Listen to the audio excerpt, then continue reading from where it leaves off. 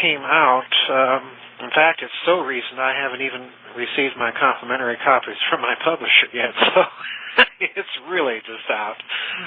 But that book is called The Cosmic War, and then its subtitle is Interplanetary Warfare, Modern Physics, and Ancient Texts. That book is kind of a companion piece to the three pyramid books in the following way. In it, I go into a much more extensive examination of the actual scenario of an ancient cosmic war. I look at the texts, particularly from ancient Egypt and from Sumeria, that indicate that a war was fought. And I attempt to interpret those texts literally and then demonstrate on the basis of an examination of science what is involved in their descriptions of the weapons that these gods and so on used to fight that war. So it's a very interesting book. It's definitely complementary to the pyramid books, but I should stress one very important thing. The weapons hypothesis that I describe in the pyramids books does not stand or fall on the truthfulness or lack thereof of the cosmic war scenario. And conversely, the cosmic war scenario does not stand or fall on the truthfulness of the Great Pyramid being an ancient weapon of mass destruction. That being said, the two different books or series of books certainly dovetail into each other, and I do go into a further kind of secondary case in that particular book why I think on the basis of textual evidence from ancient texts that the Great Pyramid was indeed a weapon of some sort of mass destruction. So they are all kind of interrelated books, and the key theme in all of them is that the basic science that the ancient pre-Egyptian civilization was exploring, as well as the science that the Nazis were exploring with this Bell device, was effectually one and the same thing, and that's the reason that the books are sequenced in that rather odd way. Just a final note about the seventh book, which is supposed to be out next spring. That's kind of a sequel to the SS Brotherhood of the Bell, so I can't really give out the title because we don't know what the title of it's going to be yet. So okay. That's okay. We'll be getting there soon. Right. You know, in a future audio file. You talk about occult influence. Mm-hmm. We talk about that a great deal on the Bite Show. Mm-hmm. Otherworldly influences that take hold of people and seem to drive them into certain knowledge. Right. And it is, from my point of view, it is stuff that's against God. Right. We can go back to the war in heaven and all of those things. With this technology, I think today we have technology that's at least, just throwing out a figure, 100 years in advance of what anybody out there knows. Mm-hmm. I really think, Joseph, that we have technology that allows us to go to the moon and back. Mm-hmm. Mm-hmm. I think that we may have something set up on Mars. Mm-hmm. I don't know. But I kind of see it that way. Well, that's an interesting point, and I'd like to kind of address that. Oh, good. There are really two ways that we can approach this, and one of the things that readers of all of those books will kind of quickly pick up on, because I do go rather extensively in the second pyramid book and in the two books on Nazi secret weapons, into a kind of a history of physics that most people are not aware of. And let's go back to James Clerk Maxwell in about the middle of the 19th century. He is, of course, the physicist, the very famous physicist, who formulated the equations of electromagnetic theory, prior to this point in the history of science, magnetism and electricity had been viewed as two very separate forces. But as experimental observations quickly demonstrated, they were somehow related. Well, it was actually Maxwell that formulated the equations that showed how they were basically two different effects of the same underlying geometry. Now, the important thing about Maxwell's equations, and if there are physicists or students of physics listening in your audience, this will be a very important thing for them to research, because he formulated these equations in a mathematical language called quaternion geometry, which is not hardly ever used in physics anymore. And one of the effects of this mathematical language was that he was dealing in 22 variables, 22 unknowns. And one of the effects of this was that most of his thinking about electromagnetic energy actually concerned itself with stress in the medium rather than with forces acting on a particle, moving it from one point to another, which is what most modern physics students learn as his theory. So we can already see that something has happened to Maxwell, and in fact, it was a later British physicist by the name of Oliver Heaviside in the 1880s and the 1890s who changed the mathematical language of his original equations into the language of the equations that students learn as his equations now. So in other words, there is perhaps not a deliberate cover-up, but there certainly has been a change in physics from that day. Now, the other thing I'd point out, you mentioned 100 years. It's very interesting, that figure, because if we go back 100 years, the quintessential name in experimental and even theoretical physics was, in fact, not Albert Einstein. It was Nikola Tesla. Yes. And it's very interesting when you read his published articles and so on. Tesla published very, very few of his actual theoretical scientific papers. When he did so, most of the time he would incorporate his thinking into his patents. So if we go back and we look at Tesla's published articles and compare them to his patents, by that time in history, he is definitely onto a completely different form of electromagnetic energy than alternating current. And it has to deal with, of course, his famous claim that he was able to transmit power without wires. And the form of energy that he was using to do this was a longitudinal wave. Now, basically, to describe for your listeners what that is if we have two people stand up in the middle of a room and put a jump rope between them, and one person jerks the rope up and down, it's going to transmit a sine wave to the other person. That's a typical Hertz wave. And that's the kind of wave that most electromagnetic energy is. That's the kind that we're used to thinking about when we think of it. But a longitudinal wave is actually kind of like a sound wave. It's a pressure wave. So if we have those same two people stand up and extend a yardstick between them, and the person on one end of the yardstick pushes it, all of that energy is immediately transmitted in the pulse to the other person. So it's a very effective way of transmitting energy because very little of that energy is dissipated in the transmission. So a longitudinal wave of electromagnetic energy is almost the same thing, if not identical, to the kind of stress in the medium or fabric of space-time itself that Maxwell was talking about. So in effect, what Tesla was doing was providing kind of experimental validation of some of the original ideas that Maxwell had formulated in his theory.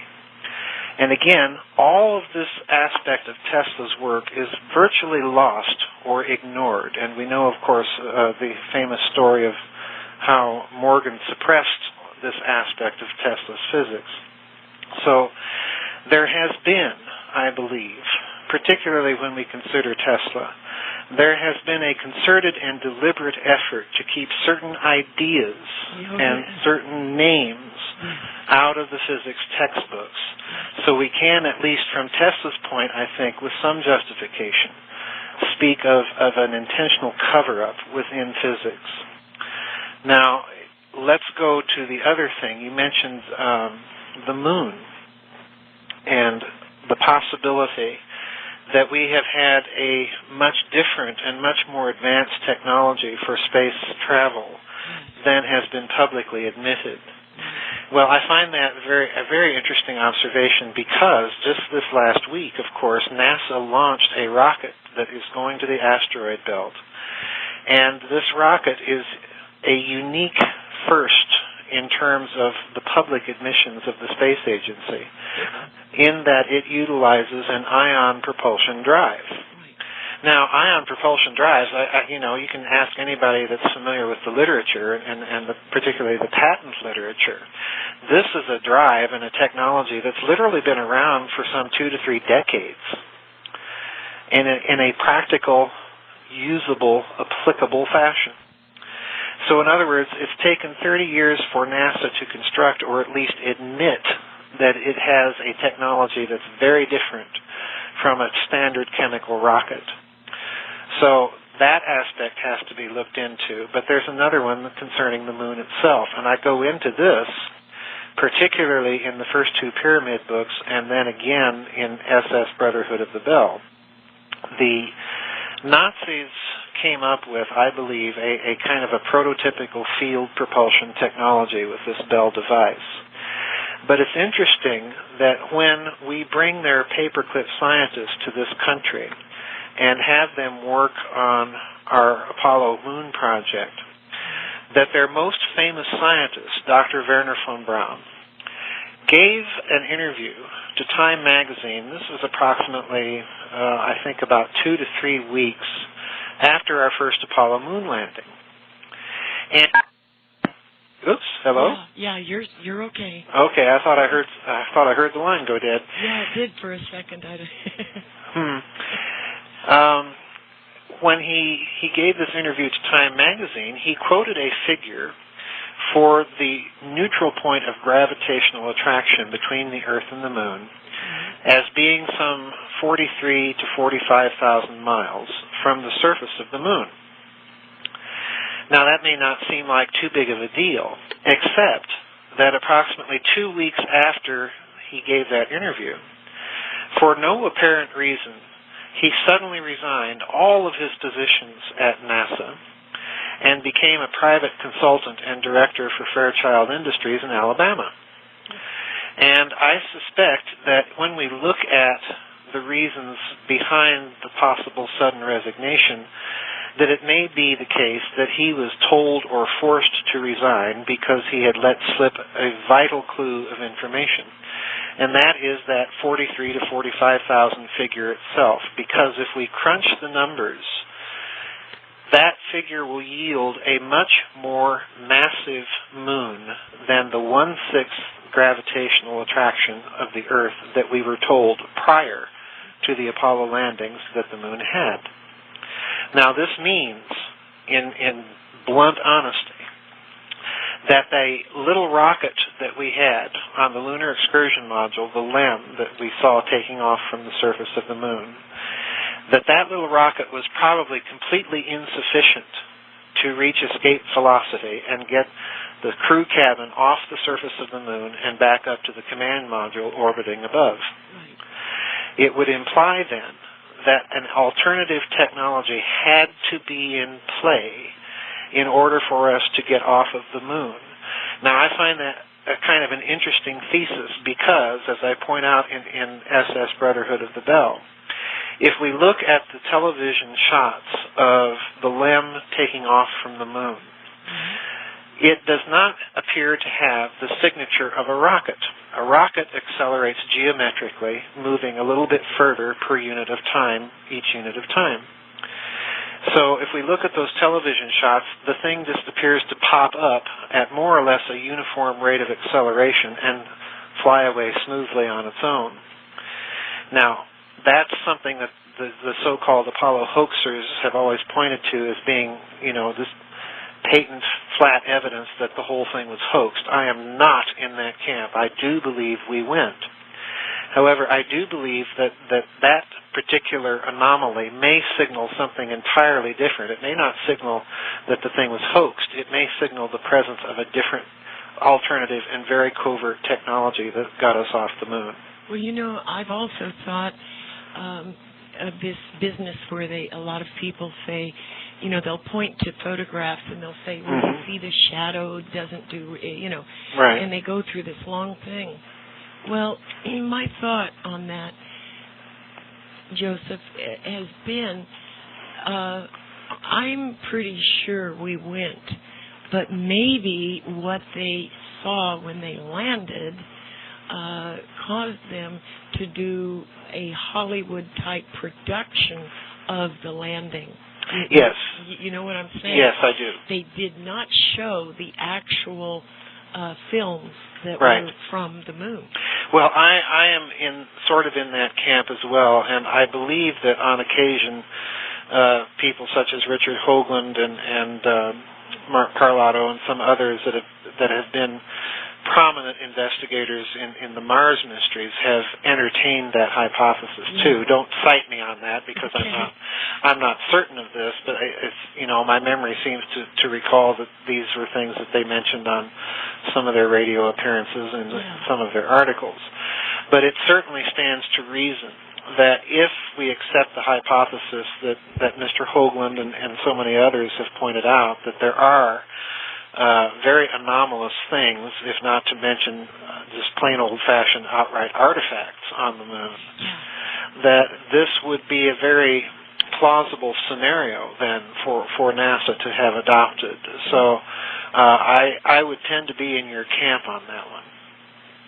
Well, and when we look at, I'm trying to remember if it was Bob Lazar, maybe, one night years ago when he was on a radio program with Art Bell. I think it was Bob Lazar who said this, but don't quote me.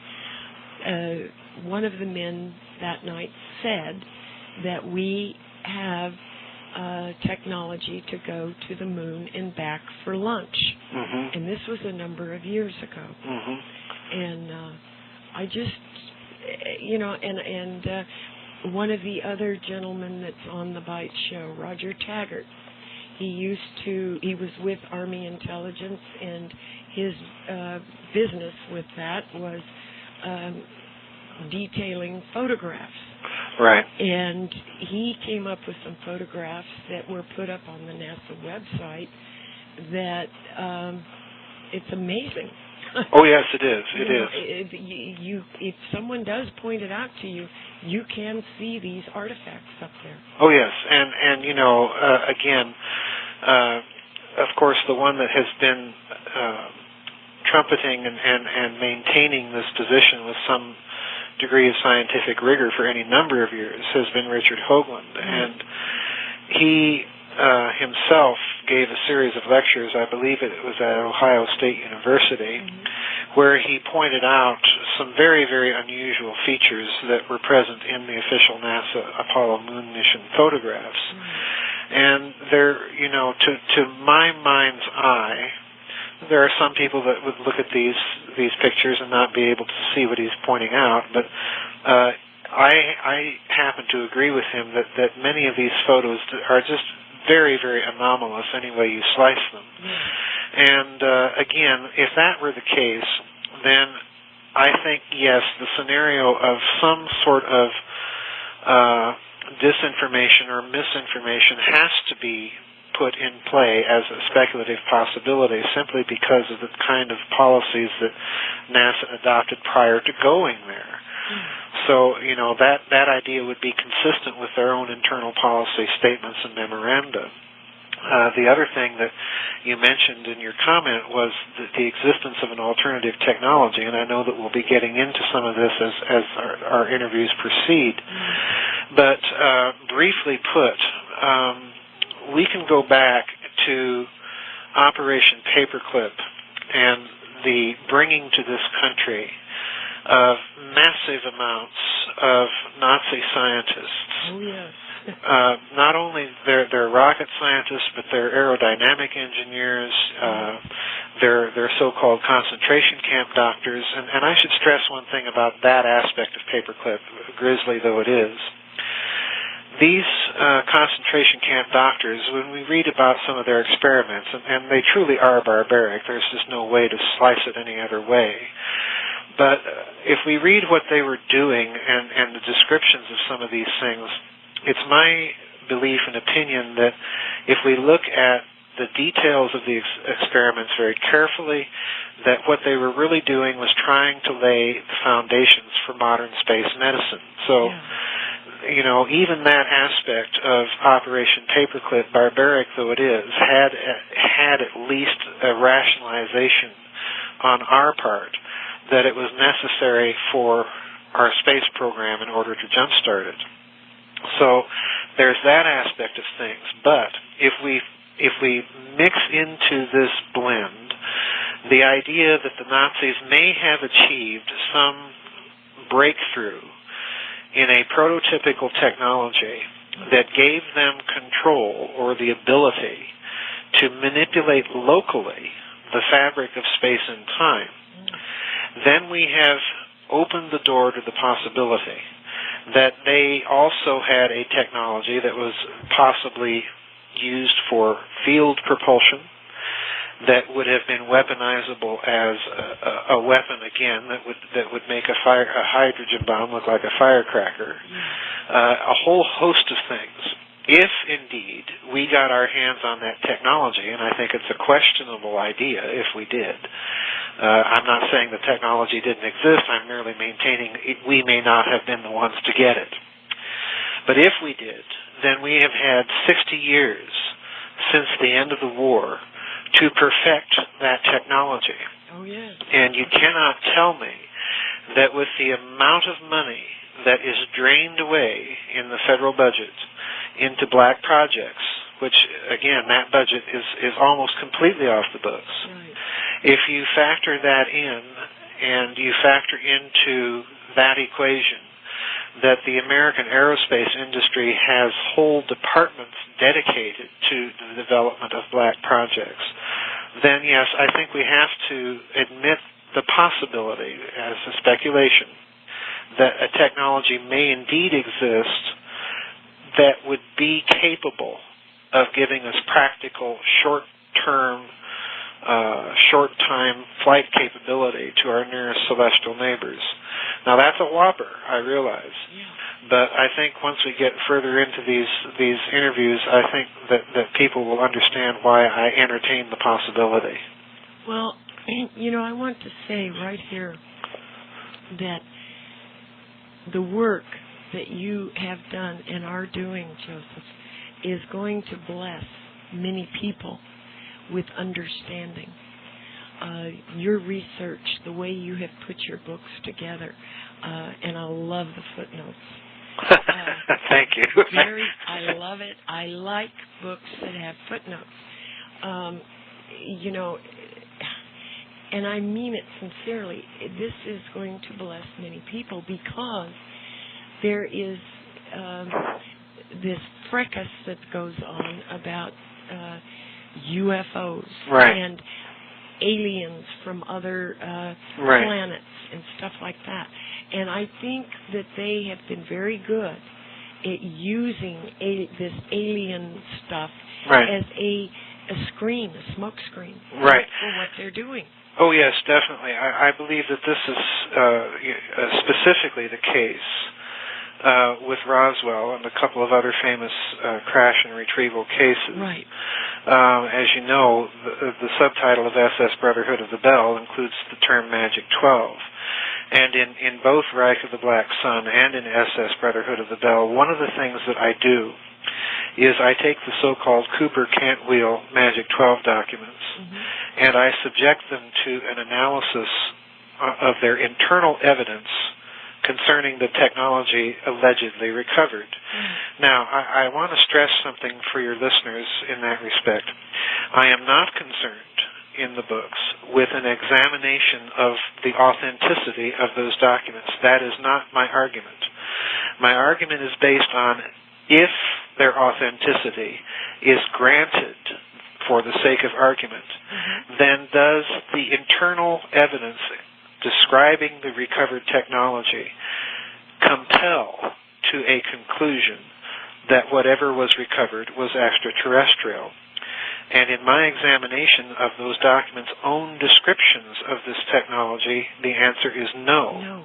It is certainly exotic, but it is not exotic enough, in my mind, to suggest a physics that is sufficient for practical interstellar, or even for that matter, really practical interplanetary travel.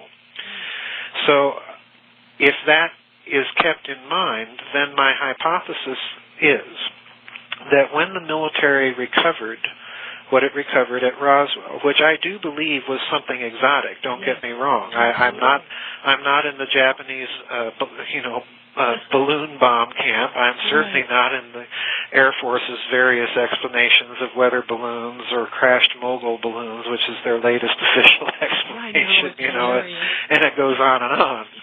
I'm just not in that camp.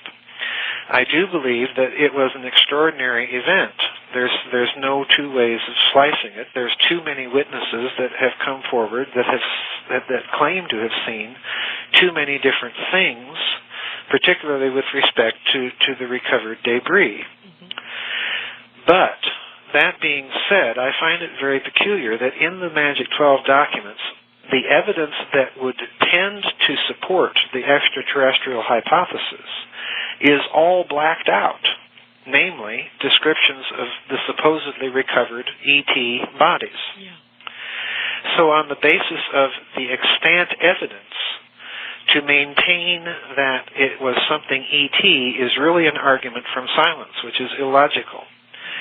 So we're thrown back to the technology, and what my hypothesis is that what crashed there was probably something Nazi. Now let's examine that for a moment. That may just sound absolutely hysterically ludicrous, but if we pause and consider just a moment why that would make sense. It's 2 years after the end of the world's bloodiest war. It took the combined might of the Soviet Union, the United States, Great Britain, and literally scores of lesser nations to put down the military machine of Nazi Germany. It took 6 years to put down a country the size of the state of Texas.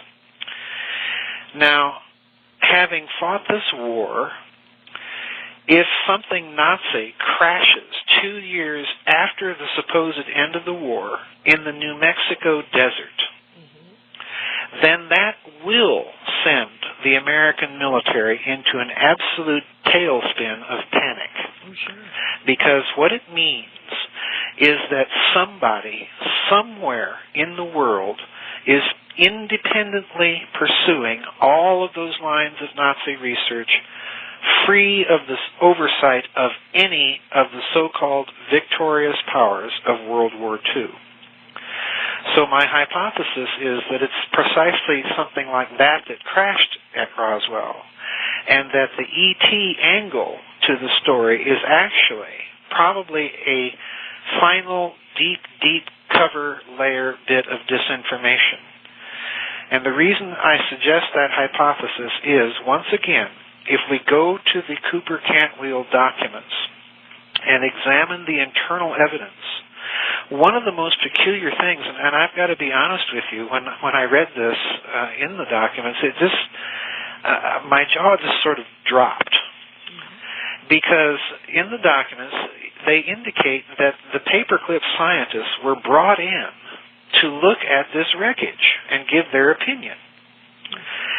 Now, this means that we have a bunch of ex-Nazis, Werner von Braun, Theodor von Karman, Hermann Oberth, and Artur Rudolph, and anybody else that happened to be there in New Mexico at the time, coming up and looking at this so-called flying saucer for our military and rendering their opinion of what it was. Now, from the standpoint of logic and military operations and security compartmentalization and all of that, to me, this just does not make sense if our American military suspected for one instant that what it had in its possession was genuinely extraterrestrial, I don't think the last people that they would be bringing in to look at it would be a bunch of ex-Nazis that are tinkering around with our rockets. Yeah, exactly. Yeah. Unless something about the recovered technology looked German. Yeah. Yeah. And, it's funny because even Lieutenant Colonel Philip Corso, and I cite these two as epigraphs, even Lieutenant Colonel Corso in his Day After Roswell implies very strongly in a couple of statements that something about the technology looked German, and that's why the paperclip scientists were consulted. So, from any angle that we pursue this, and again, it's an argument based on the internal evidence of the documents themselves, not based on their authenticity. If they're proven unauthentic, then of course the argument collapses. But, so much has been made of these documents in the UFO community, I just thought, now wait a minute, I'm not reading them that way at all. They can be read another way entirely. Right. And, since I've mentioned Colonel Corso, if you don't mind, I want to get off into that area for a moment, too, because it follows up with your ET question. Yeah. As everyone knows, Colonel Corso's book, The Day After Roswell, is based on the thesis or the premise that we recovered technology there and that certain aspects of this technology were then gradually seeded into American industry and became the basis for the technological revolution that we see today. And he cites specifically things like Kevlar, lasers, fiber optics, and the transistor. Now, I want to point out the transistor. I deal with all of these things in the book, but the transistor is particularly important to me, as it was to Colonel Corso. Corso points out in his book, quite rightly, I might add, that the history of the development of the transistor is very obscure at best. Right. It just sort of all of a sudden pops out of Bell Laboratories, and we don't really know why. It's just there. Well, he is correct in pointing that out, but we don't need ET to explain it.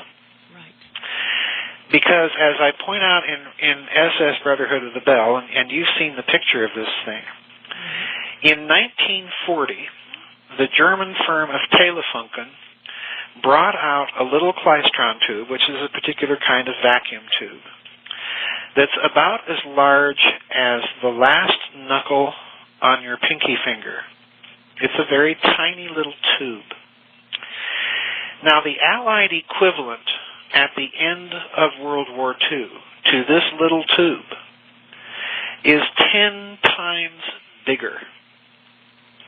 So in other words, 5 years before the end of World War II, just when things were really, going well for Nazi Germany, in fact, the Germans were successful in miniaturizing their electronic components to an absolutely extraordinary degree.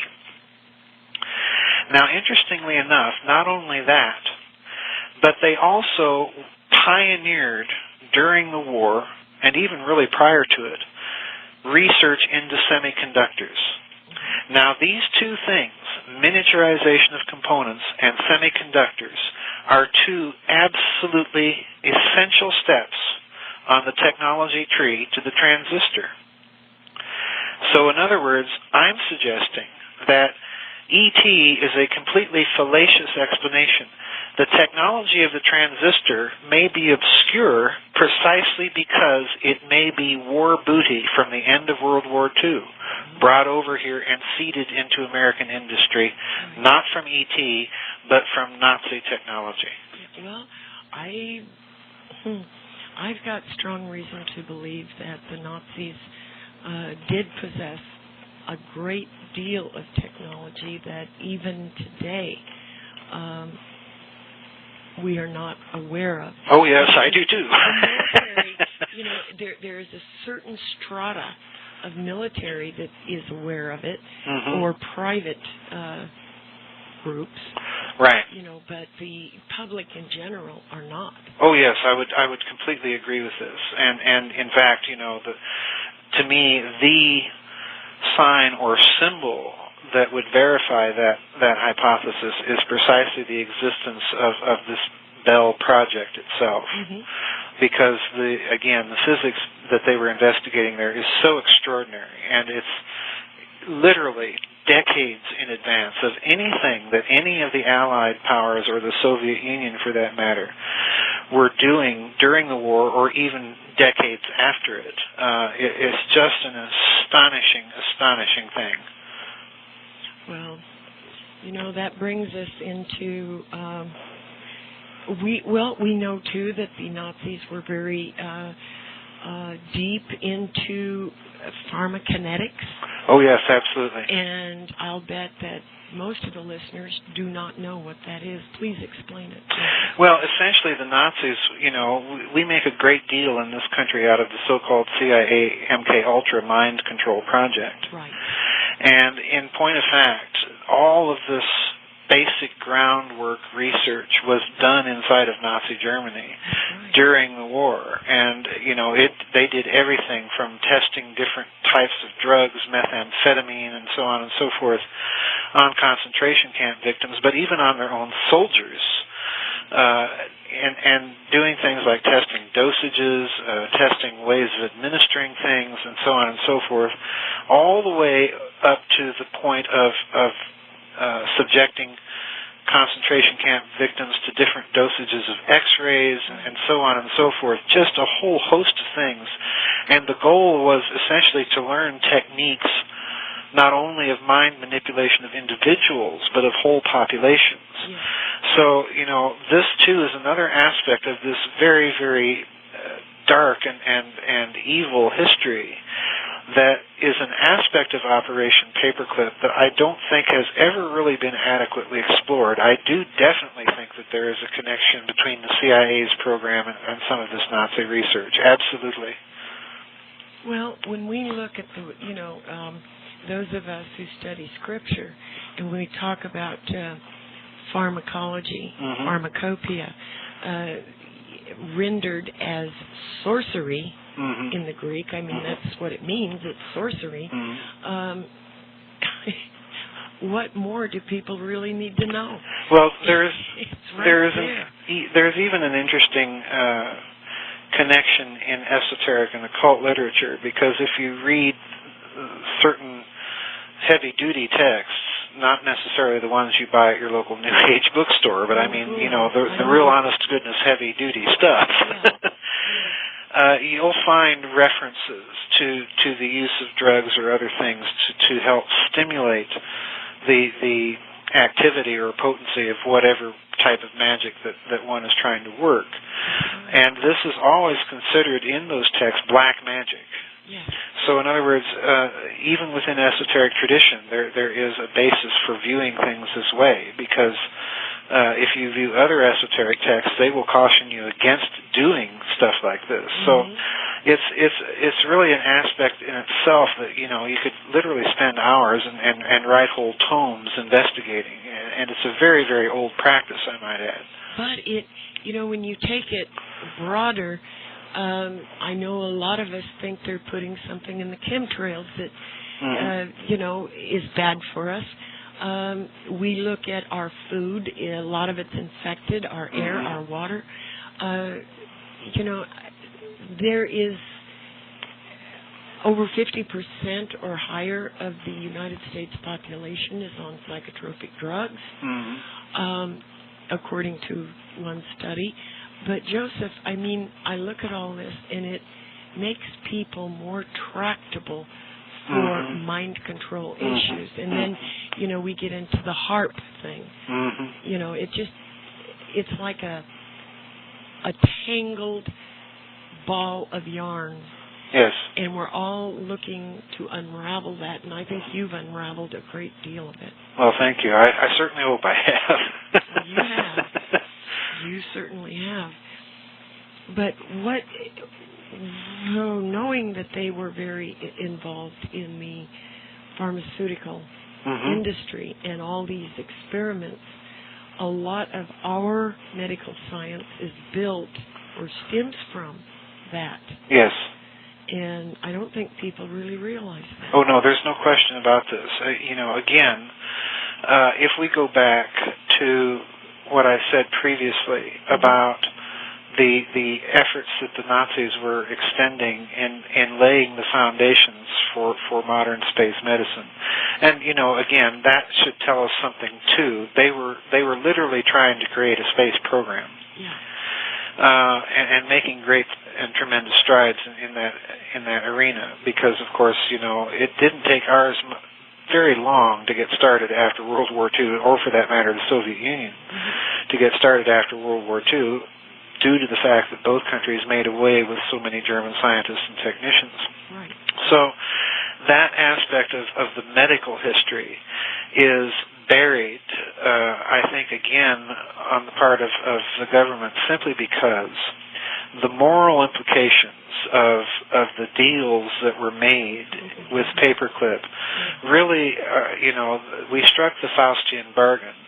And in bringing over the science, we didn't realize, in our naivete, that we had at some point to be dabbling with the ideology that created that science.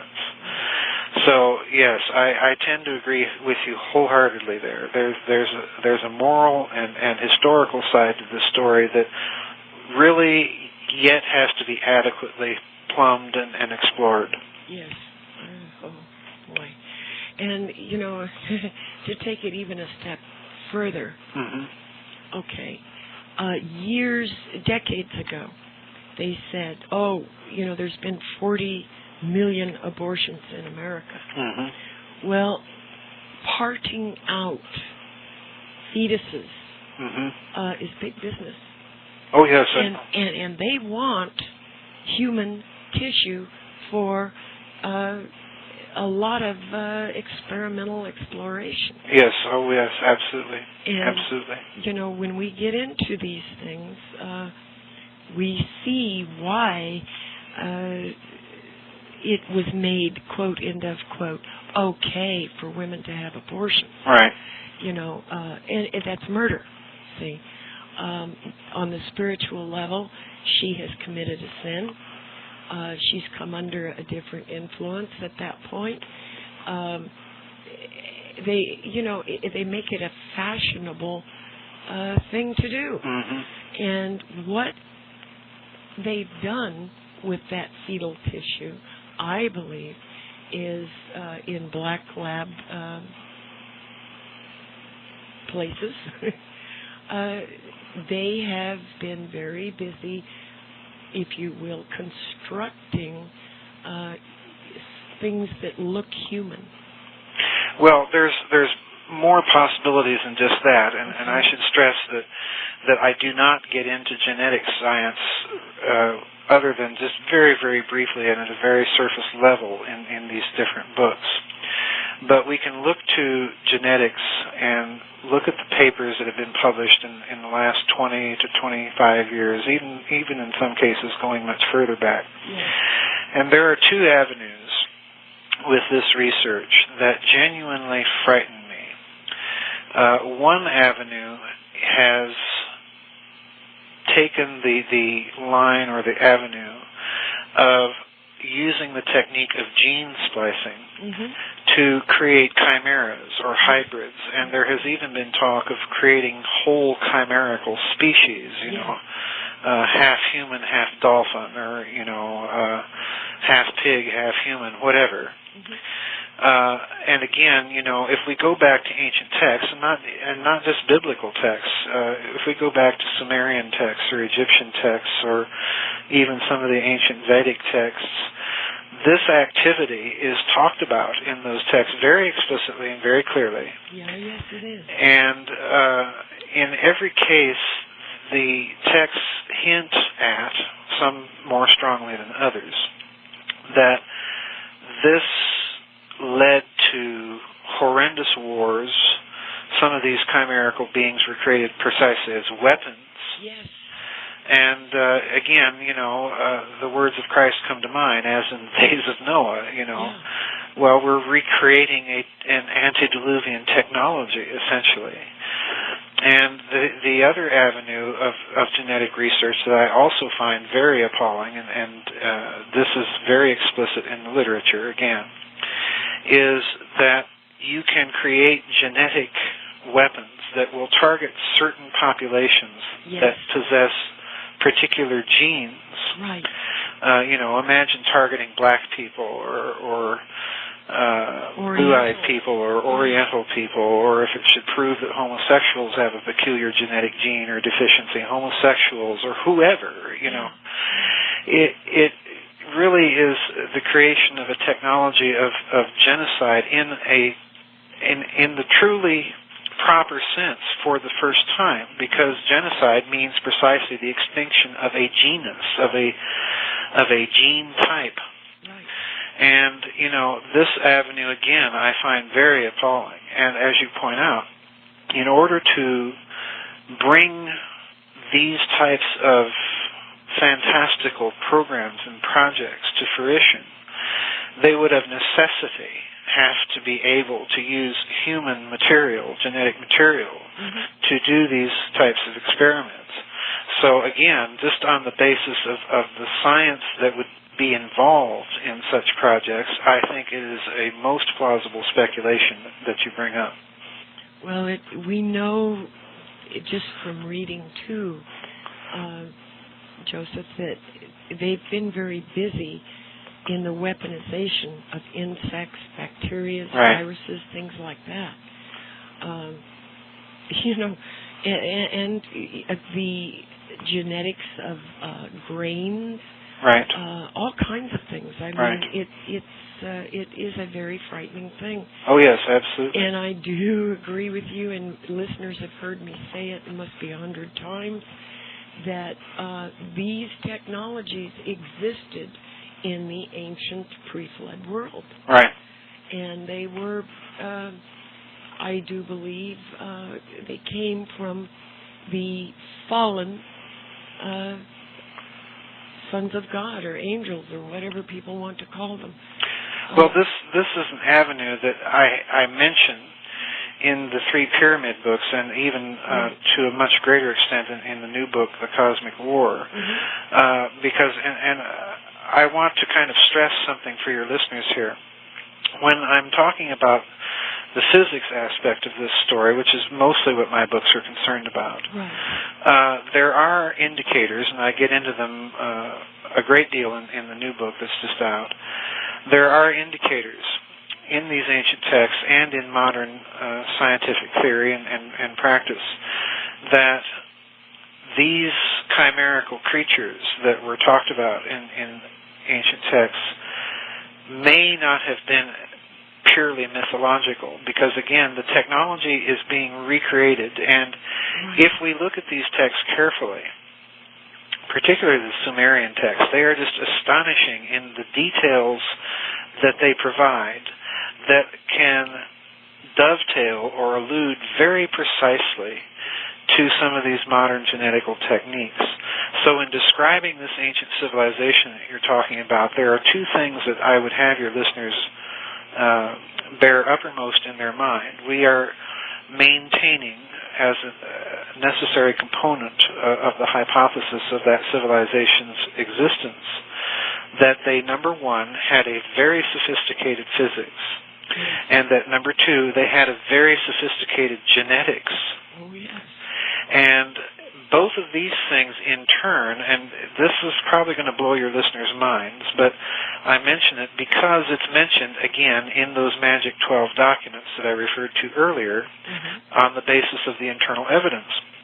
Because those documents themselves come out and state very clearly, and they just don't beat around the bush at all, that in examining the so-called recovered ET bodies, one of the conclusions, all the evidence is blacked out, so you don't get to see what led up to this conclusion, but the conclusion is not blacked out. It's just there in all of its stark relief.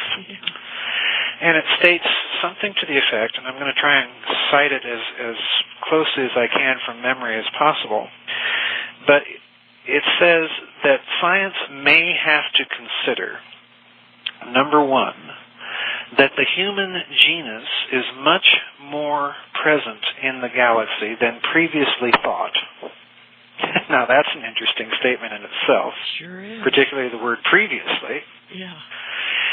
And, remembering that this is a document purportedly written in 1947,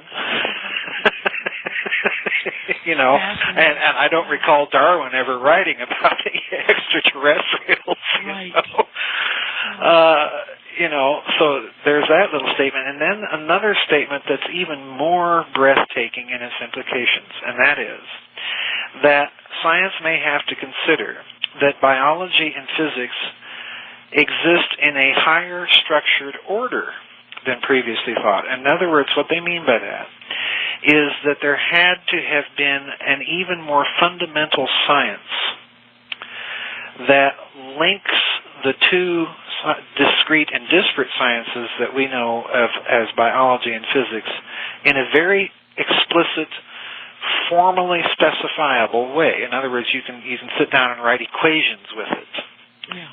And one set of solutions will lead to biology and another to physics, right. if that makes any sense. Yeah. So in other words, this is a breathtaking statement for, even if the documents prove to be unauthentic, it's still a breathtaking statement to be letting out there even as disinformation. Because, again, this implies the existence of a very ancient society, a civilization that's long gone, long extinct from the Earth. Or left the Earth. Or left the Earth, yes, exactly. That that opens up a Pandora's box, but it's very plausible. So, it's just... I suppose I should say that by mentioning all these things, I hope that readers or your listeners can now at least understand why I've written books about ancient Egyptian pyramids and Nazi secret weapons, and structured them in the sequence that I did, because these things really are all related.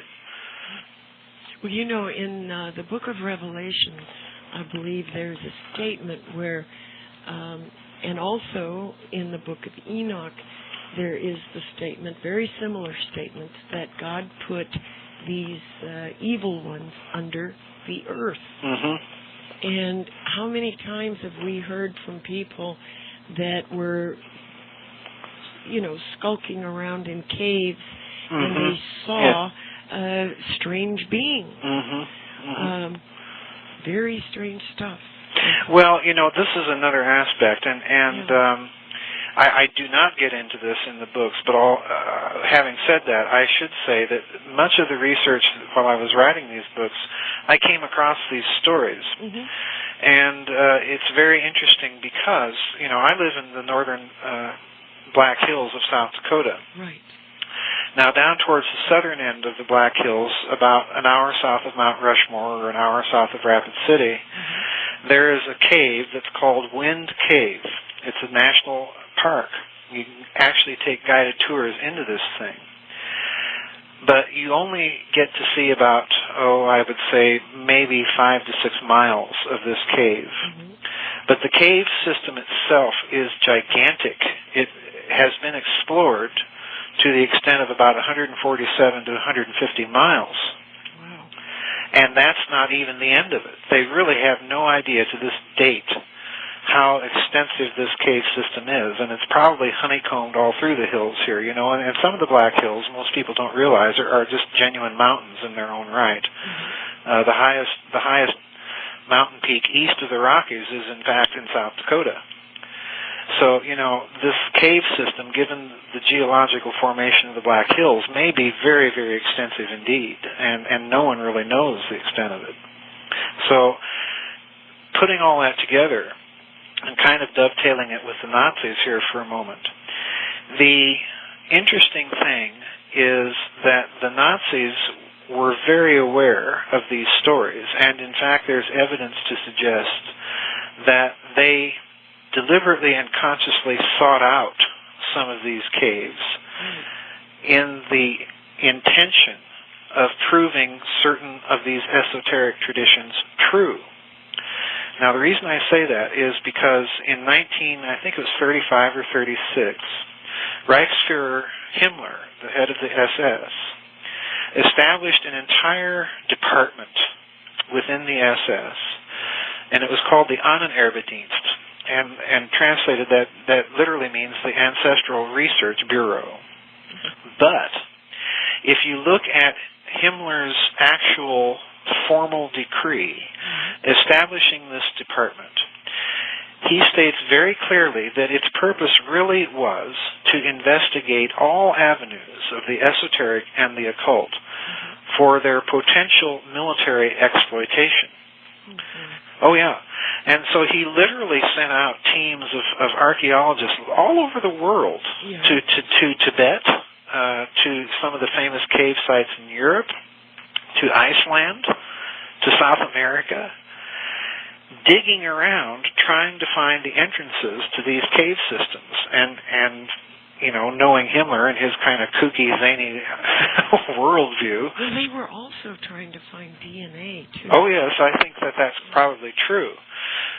You know, again, that's definitely under the aegis of this Ancestral Research Bureau. They're looking for traces not only of prototypical so-called Aryan civilization, but they're looking for early Aryans, quite literally. So, you know, this is a story that just spins any number of ways, and I get into some of these strange expeditions in the books. It's just a monstrously complex tale. Well, like I said, it's like this big tangled up ball of yarn. Yeah. You know, if we can just grab a hold of the right loose thread and keep pulling on it, it'll come unraveled. Well, I just prefer the method of taking a great big huge pair of scissors and chopping it up. It's much more expedient. With this cosmic war, in the last segment that we did, Joseph, we touched on the fact that this war has been going on for a long time on a lot of different levels. And I had mentioned that I believe that before the flood, that there were people in sufficient numbers that had technology in advance of what we have today.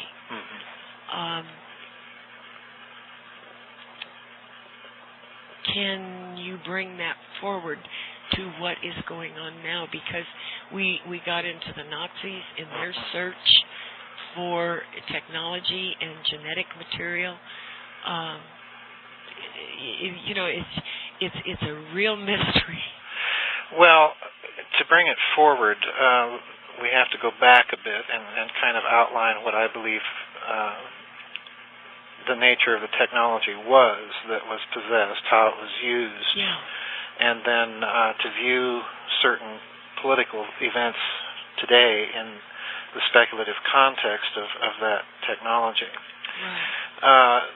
The new book is called The Cosmic War, and then the subtitle is Interplanetary Warfare, Modern Physics and Ancient Texts. And in that book, I extend my what I call paleophysics analysis. That's just a term I coined for it comes from two Greek words, of course, paleo meaning ancient. And so in other words, paleophysics would mean ancient physics. So it's but that's a great word, by the way. Thank you. I didn't have any other way to describe really what I was trying to say. Great, brilliant. But essentially, my method in pursuing this paleophysics is to take certain passages that appear in ancient texts, particularly Egyptian, Hurrian, Sumerian, and so on. Those are the principal texts that I examine, family of texts that I examine in the Cosmic War. And to take those texts and to examine certain statements in them from the standpoint that they may encode or embody descriptions as best as people back then could come up with descriptions of a very sophisticated physics. Right. And then to compare those passages with certain notions in contemporary physics theory. And when you do that, what emerges are very clear, albeit generalized, descriptions of a very sophisticated technology that was in the possession of, for want of a better word, an antediluvian civilization that I believe was based on this planet, but elsewhere in the solar system, possibly even the galaxy. And my reasons for stating those things are again outlined in that book. But if we take the existence of this technology that was weaponized, we also are confronted with another fact in these ancient texts, and this is very, very clear, particularly in the Sumerian, the Egyptian, and Hurrian traditions, although I would mention that in the Vedic tradition as well, one finds numerous texts of descriptions of the wars of the gods, the technologies that they used. And you can also find similar descriptions in the Greek myths and so on and so forth. So we're not dealing here with necessarily a legend that's peculiar to that area of the world. It's certainly a universal phenomenon once you get into the study of some of these ancient legends. But the reason I concentrate on Egyptian, Hurrian, and Sumerian texts is because it is in those particular families of legends that you find the most sophisticated descriptions of this technology that would lend itself to the kind of analysis that I pursue. So I assume that this technology existed and that it was used, as the texts indicate, to fight these horrendously destructive wars of the gods. And in doing so, I come to the conclusion in that book that the wars that they are describing are interplanetary in nature. One of the things that is a contemporary theory within astronomy is the exploded planet hypothesis. Right. That the asteroid belt, it's actually an old hypothesis. It's been around since the very early 19th century. But this hypothesis has been revised, and it's used to explain why the asteroid belt exists, because asteroids, if you examine their geological evidence and so on and so forth, they give every indication of having been blown to bit parts of a once existing planet in that particular orbit of the solar system. Now, once we say that, we have to confront ourselves with a nasty fact of physics, and that is that there is in modern physics no really good model to explain why a planet should suddenly and spontaneously explode of natural causes. The models just do not exist. Now that's interesting because in the exploded planet hypothesis, it has great explanatory power. It can explain the existence of the asteroid belt, the origin of comets, even to a certain extent it dovetails quite nicely with certain geological evidence here on Earth. But that explanatory power is vitiated by the fact that there is no model to explain why planets explode, except as the modern author that has revived this idea. His name is Dr. Tom Van Flandern. He was an astronomer for the U.S. Naval Observatory. So in other words, this is not a fly-by-night scientist that we're talking about. But once we compare this hypothesis with these ancient texts, it is almost an inescapable reality based on the evidence of those texts that the wars that they are describing are interplanetary in nature, and that this technology, this weaponized physics, was powerful enough to explode a planet. So we're kind of dealing with an ancient version of Star Wars, for want of a better explanation, because everyone is familiar with that movie, with the first movie, and then the destruction of an entire planet by means of a weapon, a super weapon. So that's kind of where that technology goes. In other words, to kind of outline the method that I'm pursuing here, I'm saying that a sophisticated civilization existed. It had a sophisticated physics because in the texts and in modern physics literature, we can see the outlines of a science, of a theory of physics that, if weaponized, would be powerful enough to blow up a planet. And then we see evidence of an exploded planet here in our solar system. So marshaling all that together, we have to conclude that a civilization of that tremendous sophistication once existed here. Now, to pursue this forward, and that's kind of a long way around Harvey's barn to answer your question, but we're getting here now. But to pursue this forward, I happen to believe, and it's again pure speculation, but I do happen to believe that there may be an alternative, so to speak, esoteric agenda for the involvement of the United States and Great Britain in Iraq. And that is precisely because many of the ancient texts that I describe in Cosmic War, and I cite them copiously, many of these ancient texts and the technology that they describe would stem from that area of the world. So it may be that there is, in addition to oil and geopolitics, it may be that there is an esoteric reason for our presence there, in that somebody somewhere wants to recover as much of that technology, or at least descriptions of it, or further our descriptions of it, as possible. So that's one possibility, and I think that we have to kind of look at certain events in Iraq from that point of view, because prior to Great Britain and the United States going in there, France and Germany had teams of archaeologists working for the Hussein regime at his behest to excavate and recover certain areas in Iraq and to recover cuneiform tablets and so on and so forth.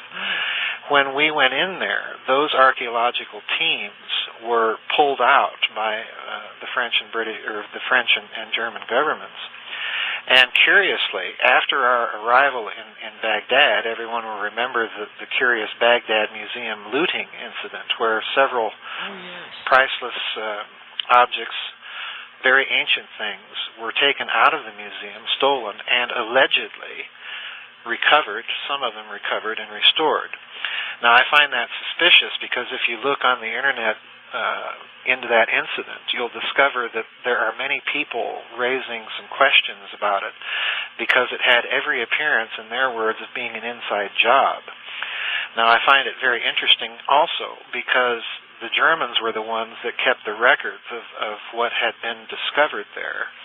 And there is documented, again, internet stories about the German Bundesnachrichtendienst, which is kind of their version of the CIA, having a rather heavy presence in Iraq, which I find very peculiar because Germany hasn't made any military commitment to the area. So their presence there, gathering intelligence would not seem to be entirely for our benefit because, we have our own intelligence resources available to us, so we certainly wouldn't need an on-the-ground German presence there. So I believe that they're probably looking for something else. So that kind of brings it forward. I do believe that there are people that are consciously attempting to reconstruct this technology. And oh yes, definitely. So that kind of puts a spin on your question. I hope I hope an accurate one. Well, yeah, and we mentioned last time also. I think there are, if we want to call them dimensional beings, demons, whatever, that are very interested in getting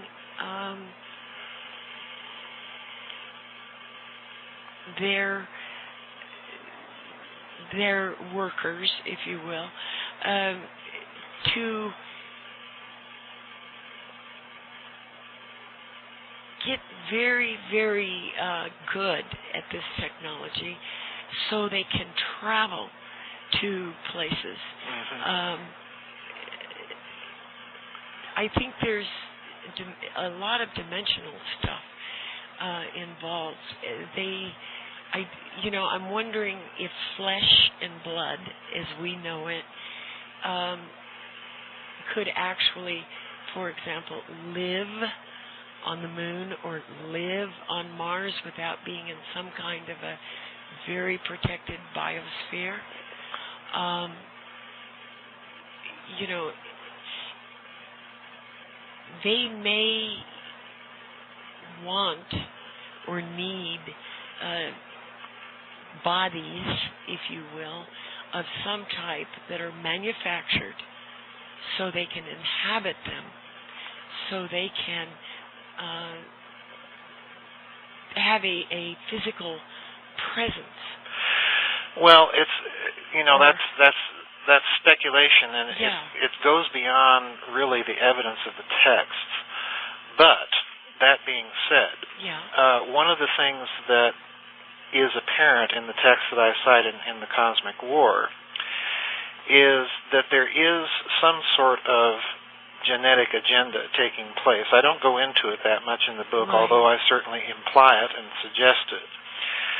But if one looks at the Sumerian text in particular and how the so-called higher beings view mankind, whom it is very clear from those texts, they basically engineer to be workers, to be slaves. So whatever speculation I would have to give in response to that would have to be based on the text, and that's what they say.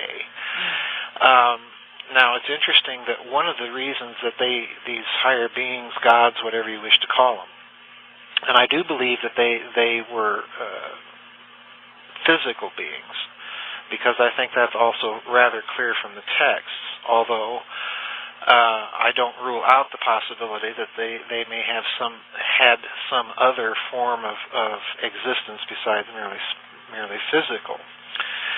But if we look at those texts, one of their reasons for wiping out mankind in just a variety of terribly gruesome ways that are described in detail in the book is that mankind had simply grown far too fast in terms of the population. In other words, mankind was perceived as being some sort of political threat. Yes. Yes. So, you know, the decision was taken to wipe out mankind, and then you have certain characters in the pantheon, the Sumerian pantheon, deciding that this is a really bad idea, and then warning mankind to, you know, prepare for the worst, and trying to save a remnant. So, it's a question I don't get into in the book that much, but I do indicate one very interesting thing. Since I'm concerned so much with physics, with a kind of a hyperdimensional physics in this particular book, I do mention the possibility that when one, and I know this from doing it myself, when one is examining these mathematical topologies, these languages that describe objects in 4 or more dimensions, a very interesting thing begins to occur, and that is that your mind begins to use the equations of topology as a way of picturing those things. So one does have a kind of an expansion of consciousness, so to speak, because the technique, the mathematical technique itself, allows you to do that. So it's a very interesting thing, and it's very interesting that it's only been, say, within the last 150 years or so, within mathematical physics, that we've had the techniques available to us to do that, if we so choose. Well, I think computers. And that too. Yeah, that helps a lot. Sure.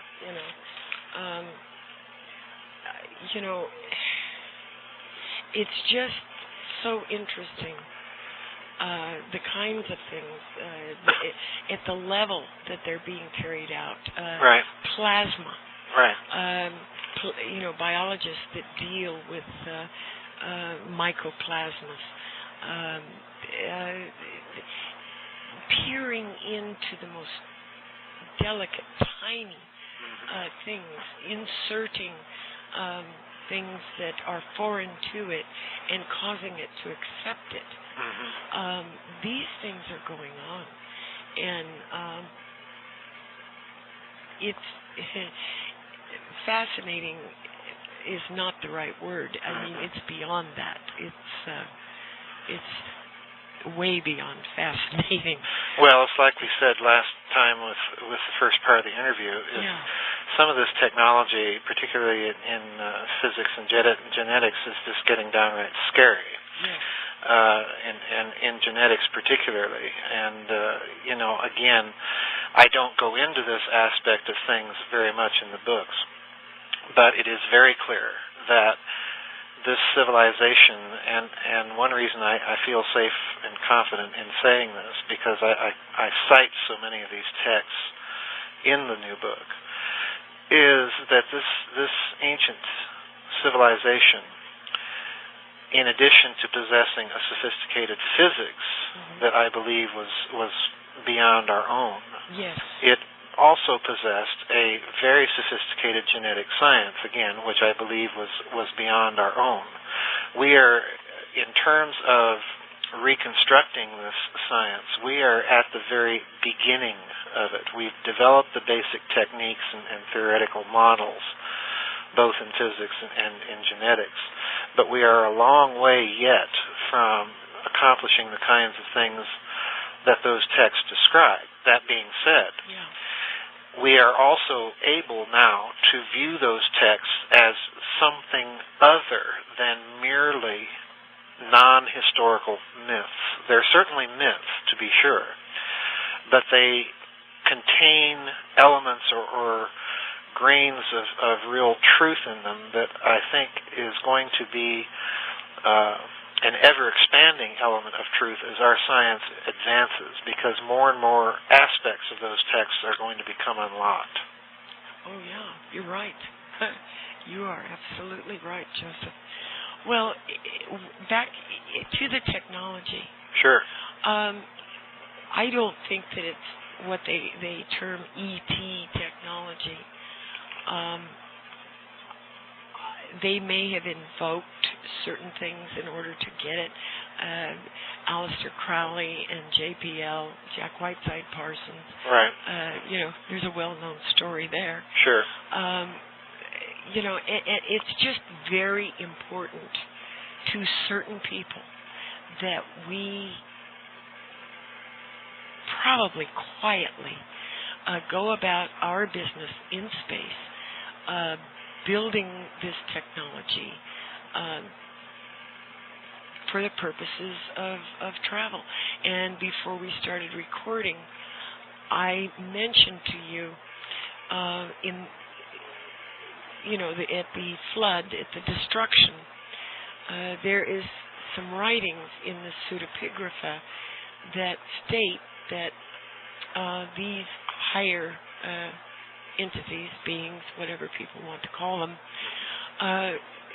left the planet and parked in the meridian of high noon and watched the destruction on the earth and wept. Well, now, but Joseph, how would somebody, 300 or 400 years A.D., think of that? Well, obviously they wouldn't, and there is another reference in the Sumerian tradition, the Sumerian legend of the flood. The hero's name is Utnapishtim. Yes. And he's, the story records that he's actually taken above the earth and looks down on it as all of this is taking place. So again, one of the things I point out in the new book is that the Old Testament moves actually between Sumeria and Egypt.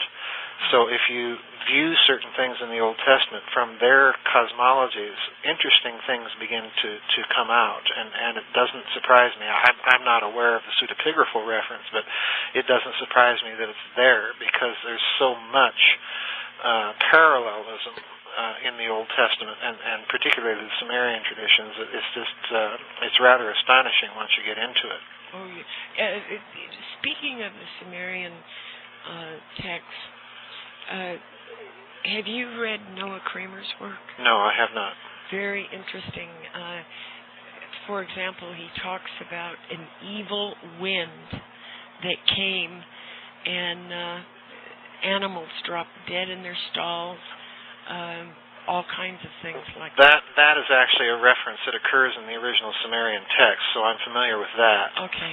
And Sitchin brings this reference out as well in his works, and he interprets it, of course, as radioactive fallout. And I'm not so sure, because I think, again, we tend to read texts if we're looking for clues to ancient technology on the basis of the science that we know. And in Sitchin's case, it's rockets and nuclear weapons. And rockets are just, flatly put, just not a very efficient way of travel in an interplanetary civilization, even one based locally here in the solar system. Chemical rockets are just terribly slow. They're terribly inefficient. It's not a technology that's all that advanced. It's if one considers the Chinese have been playing with rockets for thousands of years, it's a very old one. Yeah. And nuclear bombs would certainly give off fallout and things like that, and could be described as a nuclear wind. But nuclear bombs are simply insufficient to the task of blowing up an entire planet. Right. So I think that we have to go back, if we're inclined to look at texts and see in them the residue of some sort of sophisticated paleophysics, that we have to go beyond nuclear thinking and start thinking in some very unconventional ways, and hopefully base those ways of thinking on some contemporary physics theory. Well, another question that Sure. I had about physics, Maxwell. Mm-hmm. How come in the schools they don't teach Maxwell's equations? In their original form? Well, I think the simplest explanation is that quaternion geometry is a horrendously complex mathematical language. It's a higher order topology. It'll allow you to do things that you simply cannot do with linear algebra and tensor calculus and so on. But most physicists and mathematicians will tell you that tensor calculus itself is just horrendously difficult, and it is. But when you make it even more so, I think the short answer has to be it's just simpler to teach the edited versions of Maxwell's equations, since those forms of the equations are more or less the basis of modern electromagnetic theory. And for all intents and purposes, it works. I mean, we have electric lights and computers and so on and so forth.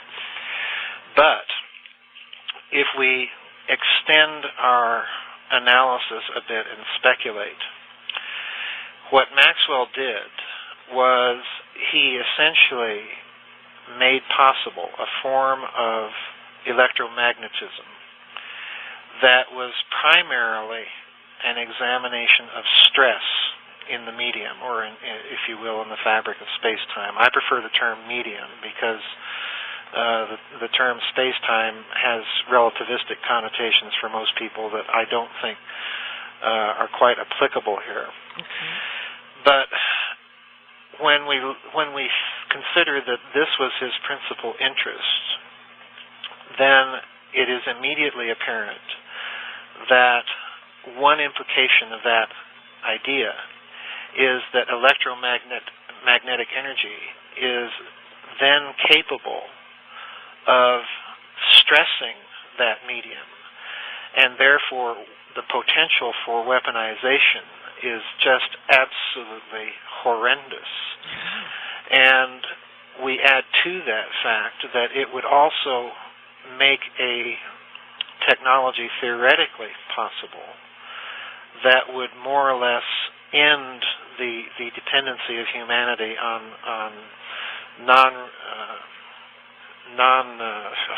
I can't think of the word right now, non-renewable sources of energy, in other words, fossil fuels. So if there is a covert agenda at play with the continued teaching of an edited version of his equations, I would say it would have to be those two things that are behind it. There's an altruistic agenda to keep just vastly horrendous economically powerful weapons out of the wrong hands, and then there would be a less altruistic agenda of keeping people more or less dependent on the current energy and socio-economic order. Oh, definitely. Definitely. And with what they, what you just said brings up the space program. Right. Again. That there is more than one space program, if you will. Right. One is for the public, and one is not in view, as it were. Right. I think it is what people are seeing when they see these gigantic triangles, that they, all kinds of strange craft flying around. There have been throughout history sightings. There's a lot of ancient texts that talk about craft. Mm-hmm. But I think that this stuff belongs to a segment of, I hesitate to call them people, Joseph. I mean, they're not like you and me, I don't know what I'd call them. I don't think they're ETs. I think they're here. They've always been here. And well, I don't get into speculation too much in my various books where I do consider this two space programs hypothesis. Yeah. I don't get into too much speculation about alternatives or other life forms. I imply it, to be sure, as one possibility. Mm-hmm. But in terms of the actual hard evidence for the existence of two space programs, I go back to my two books on Nazi secret weapons, Reich of the Black Sun and SS Brotherhood of the Bell. And particularly in the second book, I devote a whole chapter to the idea of what I call the two space programs hypothesis. Now, that hypothesis has been around at least as early as the late 1960s, early 1970s, with the appearance of a document on the Kennedy assassination called the Torbett document, which strongly suggests that this was one motivation behind his assassination. And hello? Yes. Uh-oh. Yes. And one of the things that I consider in that book, is that if we look at early Soviet and American lunar probes and the schedule of launches for them, it's very strange because for several years the Soviet Union and the United States would sort of trade off. The Soviet Union would send a series of probes to the moon, then the United States would do it, and then back to the Soviet Union, and then the United States again. It's almost as if somebody somewhere is centrally coordinating the launch schedules and mission plans and priorities for these things. And the only group with a presence in both countries that would have been capable of that sort of coordination would have been this leftover Nazi network of intelligence agents and scientists inside of both countries. Right. So I consider things from that perspective, and I think it's kind of interesting. Richard Hoagland, who's, of course, probably very well known to most of your listeners, Richard Hoagland has been suggesting similar things and documenting it with some consistency over the years. And he, I think, has come to the conclusion that there have to be two space programs with a covert agenda, and perhaps, I may be putting words into his mouth here, perhaps an alternative technology that's made the covert one possible. Yeah. He's just published a new book, incidentally, and I think he gets into this, judging from what I've seen on the Internet about the book. He gets into this two space programs hypothesis rather extensively. So I'm not the only one out there saying this. I'm saying something peculiar about it in that I'm connecting the possibility historically to this more or less independent rogue group of Nazis inside the space programs and intelligence services of both superpowers. So it's not a new idea.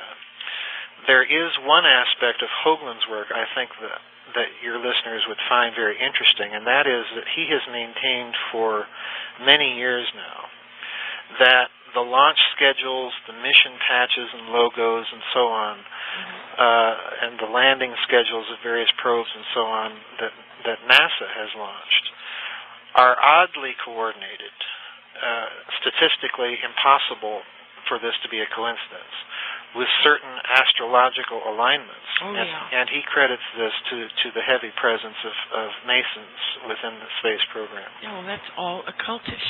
Yes. So, it's a very complex subject, and, I think, just on the basis of some of the things that I've heard him say and some of the papers that he's put up on his website, and then some of the things that I've uncovered that I talk about in SS Brotherhood of the Bell, I think that if we're looking for a historical basis for this idea, and then the idea of a covert technology, and then an occult agenda that is manipulating it, then we would definitely have to go back to Nazi Germany, because all of this mentality is very much a part of their party ideology. Yes. So that I think is where the evidence leads. I don't speculate much beyond that in terms of other beings or so on and so forth. Well, what would be the Bush connection? Now that's a big Pandora's box, though. Well, yeah, I know. I know.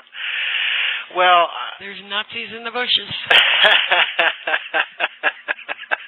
Good one. Yeah. Well, the Bush family has connections that predate World War II. Right. Business connections to the firm of Fritz Thyssen. He was a major German industrialist and steel magnate and a major contributor financially to the Nazi Party during Hitler's various campaigns to be elected chancellor.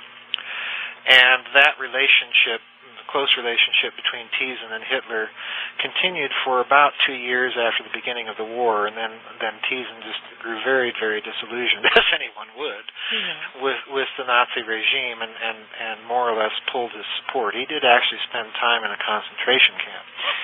But the American end of Thyssen's financing of Hitler was via Prescott Bush and his Union Banking and Trust Company in the United States. And of course, Prescott Bush is the grandfather of our current president, and then the father of George Herbert Walker Bush, the 41st president. Yeah.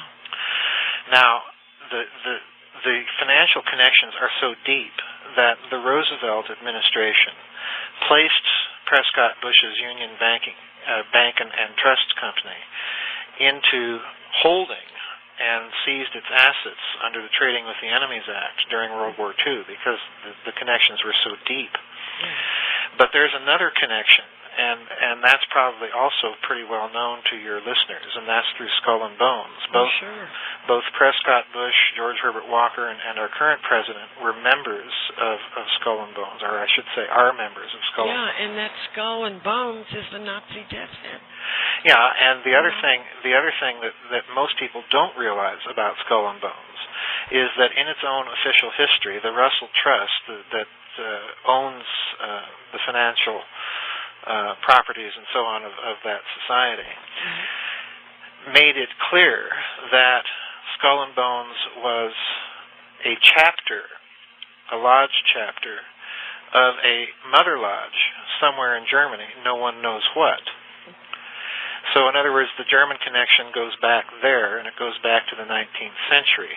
My suspicion is that the original German mother house for Skull and Bones is probably some remnant or residue of Adam Weishaupt's Bavarian Illuminati, because of course when the Bavarian government shut that outfit down, all that Weishaupt did and his followers did was they scattered themselves throughout the rest of Germany, which of course at that time was not a unified country. and established what they call German reading houses, and you can document the connections from those reading houses to the 1848 revolution in Europe. So it's a very murky connection. It's very deep. The connection with George Herbert Walker Bush is also found in the Kennedy assassination, because at one point, if you read the historical records closely, reference is made to a G.W. Bush who is warning the American government that something may be in play against President Kennedy. So it's a very, very murky family with kind of a very shady history. It certainly is. And it seems like a lot of our so-called presidents have shady histories. Oh yes, definitely. You know, if they didn't, of course, the backers wouldn't back them for office. Right. You know, it's strange. Well, the rat line from Germany into Mexico, through the Vatican, Argentina, Antarctica, Brazil, all of that, Peru. These people,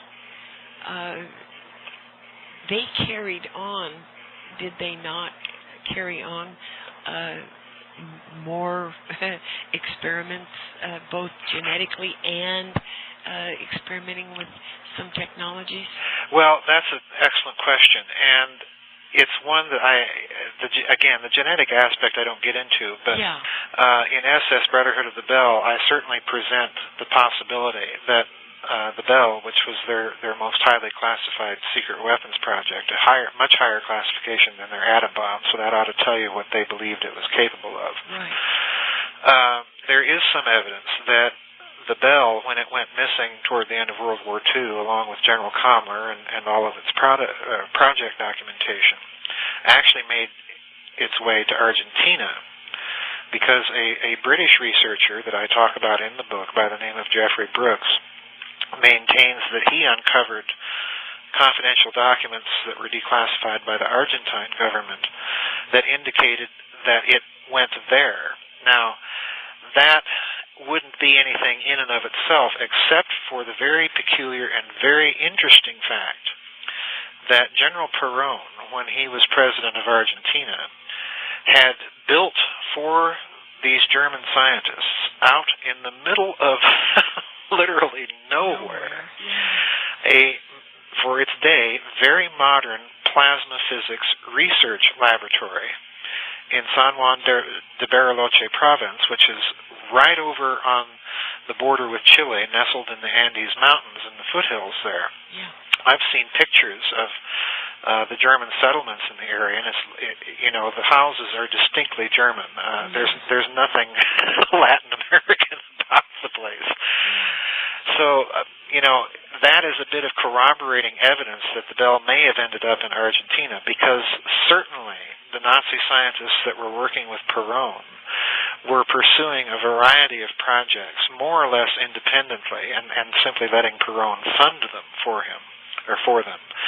So there is evidence that they continued these things. And then, of course, the other part of your question about genetic research is, of course, that Dr. Josef Mengele ended up in South America. And again, it's hard to imagine that someone like Mengele would have just stopped thinking and started working crossword puzzles for the rest of his life. People like that, it just doesn't happen. No, exactly not. And Lord only knows what sort of butchery he committed down there. But again, I would have a great deal of difficulty thinking that all of that work and research stopped.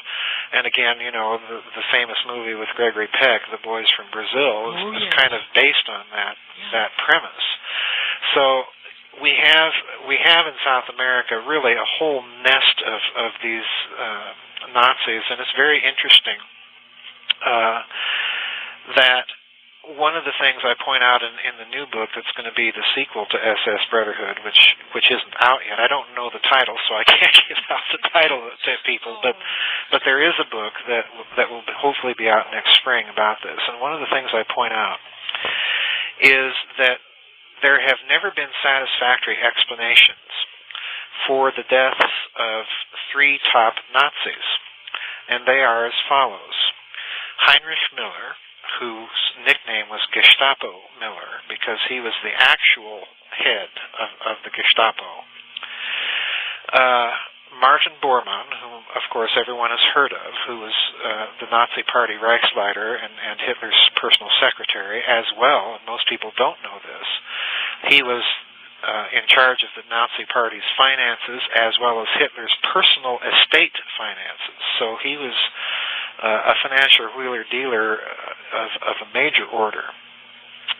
And then the third person is, of course, SS General Kammler, who headed up all of their secret weapons research. Now, every one of these men dies, supposedly, at the end of World War II in such dubious circumstances that no one has ever really been all that certain that they did die. And in fact, I'm fairly certain that General Kammler didn't, because there's no less than 4 different versions of his death occurring at slightly different times under wildly different circumstances in Czechoslovakia. So in other words, here we have the SS simply putting out a lot of disinformation while the general himself hightails it out of there. Gestapo Miller and Bormann, of course, were the 2 companions that allegedly were shot to death in a combat accident while they were trying to flee Berlin after Hitler committed suicide. But Bormann's circumstances of death are so shady that the Nuremberg trials indicted him posthumously. Yeah. And tried him in absentia and sentenced him to death should he ever be found. So in other words, no one was really convinced about Martin Bormann. Excuse me. And by the same token, about Heinrich Miller.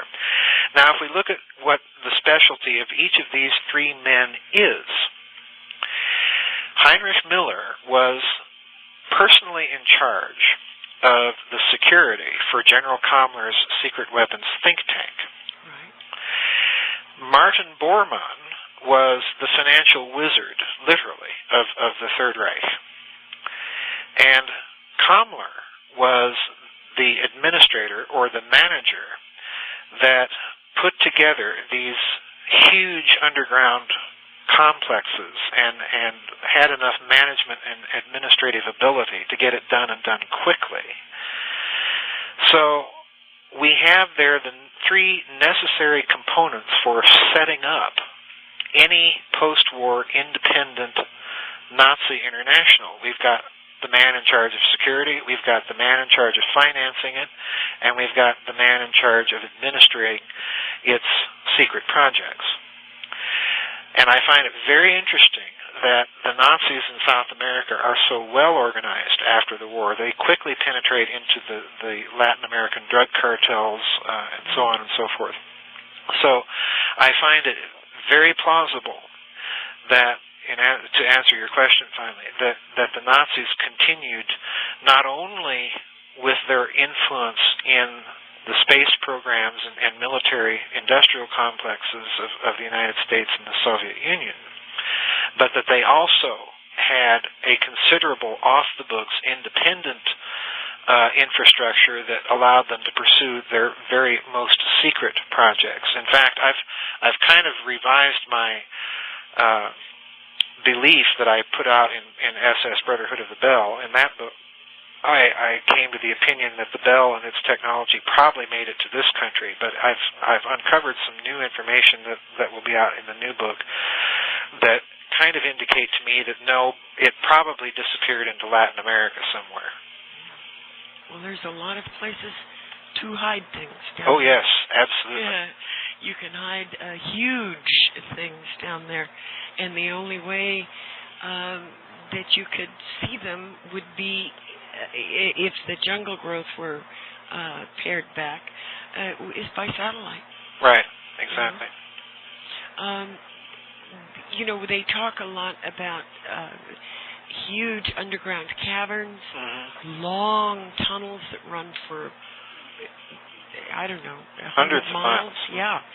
And that some of these, I think it's is it in Peru? Peru and northern Chile and Bolivia. They've got Ecuador. one of these tunnels, Joseph, that they say the sides in this tunnel are just smooth as glass. Now, how did that happen? Well, the theory is, and that tunnel system does exist. It's primarily under Ecuador, Peru, Chile, and Bolivia. The theory is that those tunnels, and the reason for the smoothness in some of those caves is that they were lava flow tubes, which may or may not be true. Well, I've been in lava flow tubes, and they're not smooth. Not glassy smooth. That's my problem with it as well. I think that in many of those cases, some of those descriptions are clear descriptions of the product of a technology. Yes. And they do have boring machines that have been patented in this country. Some of them have actually been built that use very hot plasma to heat and then solidify the rock around it as this boring machine moves through these tunnels, and that would create precisely that effect. So I think, again, given the descriptions of what we have heard down there and the existence of this technology in the last 20, 25 years, that, again, we have to consider the possibility that these are artifacts of a technology that existed long ago. Oh, I agree with you completely. Well, being that the original Nazis are, for the most part, all dead, somebody has picked up and carried the ball forward. Yes. And it can't be just one or two people. Right. This has to be a significant number. Right. And they have to be either very sequestered or blend in with society so well that no one would ever suspect. Right. I would agree. So,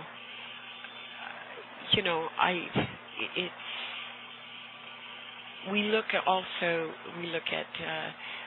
the Antarctic. Yes. You and I can't just go there. Right. On a vacation. Right. See, why not?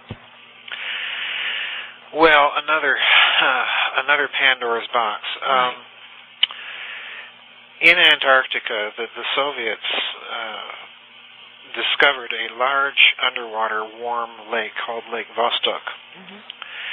And much to their surprise, in fact, because when they took ice core drillings and so on, they discovered this huge under ice lake with microbial life and everything that you'd expect, methane signatures and so on and so forth that you'd expect where there's lots of plant life. Now, it has always been rumored that when the Germans sent their 1938-1939 expedition to Antarctica and spent so much time there, that they too discovered some of these areas of warm water springs, under ice lakes, and so on. And the Germans, being the Germans, decided to militarize these areas and turn them into bases for their submarines and so on. So there is an Antarctic connection, although I think people tend to make more out of it than what may be the case. And the reason why is this. If the Germans did have bases in Antarctica, they would not have been large enough or sufficiently well stocked enough for them to pursue any of their secret black projects, secret weapons things, for the simple reason that the infrastructure wouldn't have been there for them to do this. If they did have any of that technology there, it was probably technology that they simply used to defend those places. But I believe the research itself, if it was conducted independently, again, was probably conducted in Latin America in havens like Argentina or Brazil or Bolivia. They're very Chile. protected when they these people, the kind of labs that they would need. Yes. They're very protected. Yes. Yeah. Yeah, they're San Juan de Bariloche province in Argentina, as I say, was in a very, very remote area of the country, right over on the border with Chile. And again, the Germans had a very large colony of Nazis in Chile called Colonia Dignidad. Dignidad. And interesting about Dignidad, and I'm sure you know about this, there was a man in Germany that got a lot of German parents to turn over their Yes. children to him. Yes. And he flew them there. And a lot of those children never heard from about since. Yes, yes. Which would indicate the possibility, again, speculating a bit, that the Mengele scenario of some sort of ongoing medical or genetics research was being continued somewhere in South America by somebody. So it's a very murky history, and again, it's just to kind of tie things all up again. The reason I write the books or wrote the books in the sequence that I did was precisely because I think this ancient technology and the Nazi ideology, which so clearly was designed in some respects to recover it, I think are two sides of the same coin. Yeah, I agree with you wholeheartedly. And with their recovery of this, Joseph, and their searches in all over the place, Right. Like you mentioned earlier in Iraq. I mean, people have said, well, they're looking for portals. No. The reason I interrupt with such a strong statement is there's a lot of this talk in alternative literature. I can think of one person in particular whose books are not referenced well at all, and it's just an endless game of fantasy. Yeah. Agreed. The physics of this stuff might permit something like that, and I stress might. But if so, it would be more in the form of what modern physicists would call photon entanglement. In other words, the exchange of significant information at faster than light speeds. Mm-hmm. Now, it is interesting that in Germany, of course, once again, physicists have been successful in transmitting entire movements of Mozart symphonies at faster than light velocities.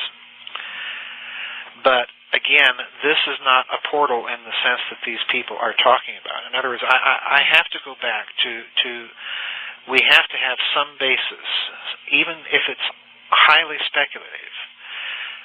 We have to have some basis in science to extrapolate from in order to read these texts. We can't just invent on the basis of our wishful thinking. Right.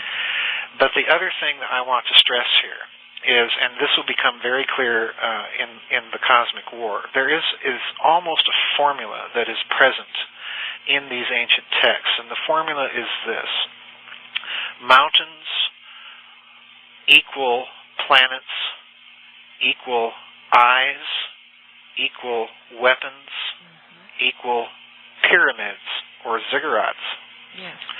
Now, when I say equal, I don't mean to say that they're identical with. I mean it to mean more in the sense of are closely associated with. Because all of these ideas, once you read the texts themselves, are kind of clustered together in several layers of meaning. But it is clear from those texts that these things were referred to as weapons. They are weapons of some sort. They are not stargates. They are not resurrection machines. They are not portals for the gods or any of this happy nonsense. All of that is a byproduct, possibly, once again, of the physics. But the intention of these things was clearly from the texts themselves to be weapons and to be used as weapons. Why do they need all these weapons? Well, I mean, they've got enough to kill everybody as it is. Well, I think it's, again, my hypothesis in the Cosmic War, and again it's based on the text and on extraterrestrial archaeological evidence, that the reason for it is that this was a civilization that was interplanetary in nature. It probably was based on Earth, the Moon, Mars, the missing planet, a couple of moons of Saturn, and so on. In other words, it was in our local celestial neighborhood. And simply put, if you're going to rule an empire that large, nuclear bombs and rockets ain't going to do it for you.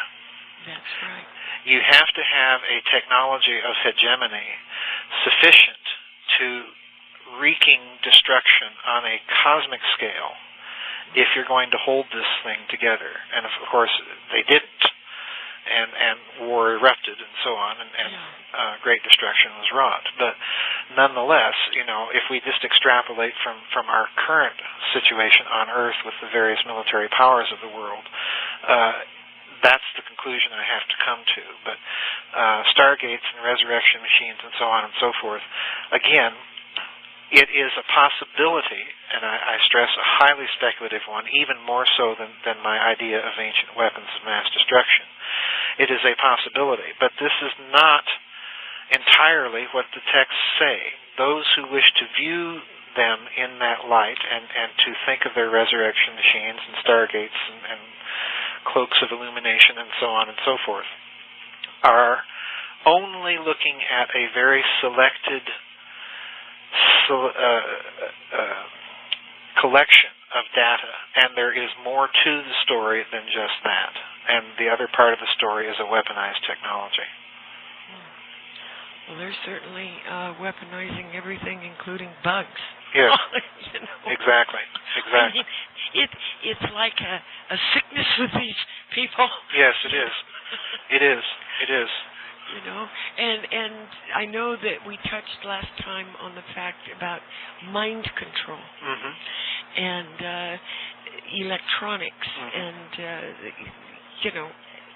the network of cell towers. And I mean, here in Vegas, we don't have cell towers. Oh, Joseph, we have cell forests. Yeah, I've been to Vegas. I've seen it. Yeah, disguised as very funny-looking palm trees. Right. Yeah. But, I mean, you talk to people, and it's, I don't know, I can't think. Right. I can't think. Right. Why can't I remember that? Or why, I'm hearing this all the time. Well, I don't know enough about the literature of electronic pollution, but it wouldn't surprise me that there is some sort of effect on human physiology. It just stands to reason. So that does not surprise me. And in the Cosmic War, again, as I mentioned before, I get into, in that book, a consideration of those aspects of this physics that would seem to indicate that some involvement with consciousness was part of it. Well, then, I mean, we would say that it's intentional. I don't know so much if cell towers and all that is intentionally designed to have an effect on the human physiology. But certainly there is, particularly from the Soviet research into this stuff, there is an ample body of evidence in the literature that would indicate that a certain kind of electromagnetic phenomenon can be manipulated to produce a desired emotional state or a desired state of health or, for that matter, disease in a target population. So certainly the idea is there, but it would imply a different manifestation of the actual technology. In other words, I don't think cell towers are the correct manifestation of the technology of this stuff. I think it's something else. Yeah. But it's there, certainly, in the literature. Well, and it does affect people's heads. Oh, sure, absolutely. I mean, Vegas is extremely polluted with electronic or magnetic or whatever kind of waves you want to call them. It's thick. Yes. With that kind of a fog. But with the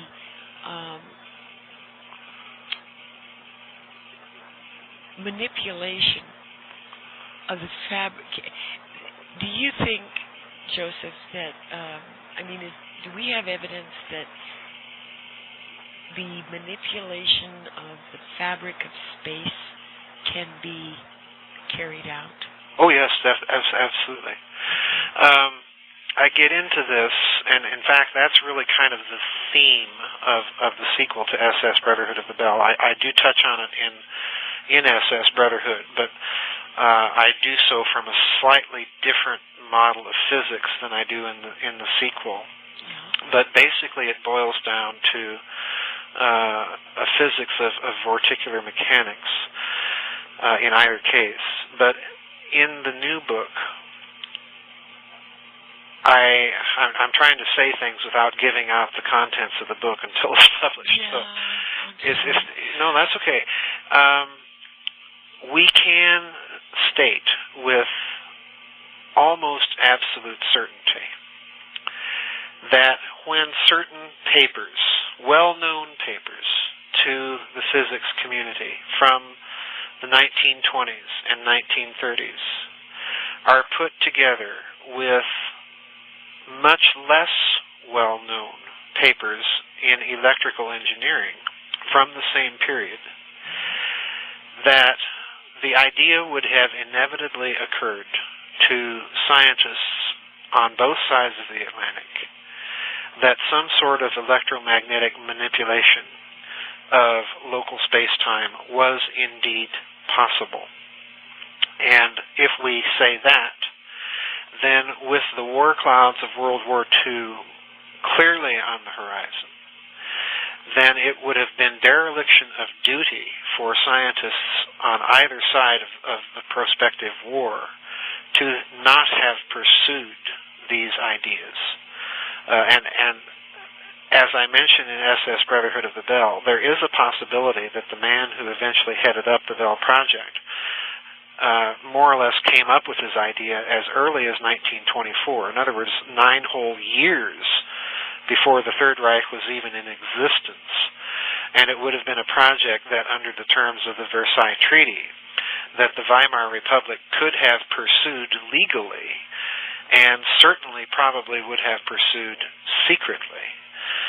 So the answer to your question is a definite yes.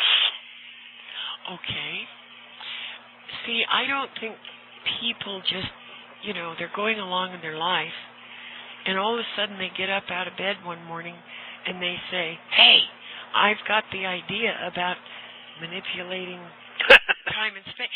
See, these things have to come from somewhere, Joseph, and it takes a certain kind of mentality to conceive of it to begin with. Right. And they're not like us, Well, I think that in terms of whether or not they're like us or not, some of these papers from this period of history that physicists wrote and published, some of them are by very well-known names, not even to the scientific community, but just popularly. Some of them are only known to the scientific community, but within the scientific community, they're very well-known. So I don't think in the case of these people that I'm thinking of that we have to say that they have a different mentality or spirituality. They're just doing what scientists do and solving certain theoretical problems in a certain way. It's when those papers are combined with the very practical papers that were being written by certain electrical engineers that we see the potential for a weaponization, which would have occurred to more or less to government scientists. Oh, looky here, so-and-so said this, and over there, so-and-so said that. let's put these two together and see what we come up with. That's the sort of thing I think was operating here in the case of the run-up to World War II. Okay, and after they put these things together, then what? Well, if I go into the then what, I spill the beans on what the new book is about. But the then what, let's put it this way: we can envision certain experiments to manipulate things in such a way as to provide camouflage, as to provide extra measures of protection, and so on and so forth. What they were not bargaining on were nonlinear effects. Nonlinear effects are simply effects that exceed calculated prediction. In this context, that's what they would mean. So when the scientists on both sides of the Atlantic got to tinkering with these ideas and started powering up their respective apparati, some of the effects that they encountered were already off the charts. They could not explain them, and they were not expected. So that's what happens. Had they doped things out a little bit more and thought more in terms of the actual theoretical implications of what they were playing with, they would have no doubt figured out that the possibility for some of these effects was certainly present. But I don't think at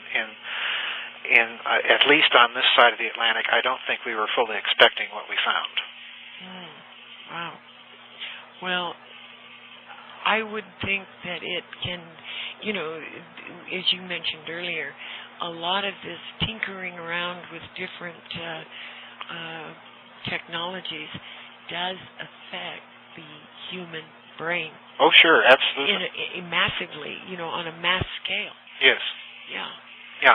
Well, one of the things I point out in SS Brotherhood of the Bell is that the physiological effects of the field of this device were so dire and drastic that plant life would decay in a matter of hours into a greasy goo. Organic living animals and so on and so forth were subjected to a field that began to break down their cellular composition from within. Now that's perfectly explainable on conventional lines as being the effect of heavy neutron radiation and so on and so forth. But in some cases, the people that were exposed to this field experienced for the rest of their life persisting vertigo, metallic tastes in their mouths, dizziness, sleeplessness, and these are not typical effects of a radioactive field. So on the basis of that, we would have to rule out that conventional explanation. So again, yes, they're tinkering around with things that have enormous physiological effects. Wow. Yeah, they can have everybody in the country crying one day and acting like ballerinas with tutus, the next day. I mean, perhaps so. And it's weird because, Joseph, I've talked to people and I mean, it stunned me. And this has happened more than once, where I've talked to people in different parts of the country, different parts of the world, as a matter of fact, that all have the same emotional state on that particular day. Right.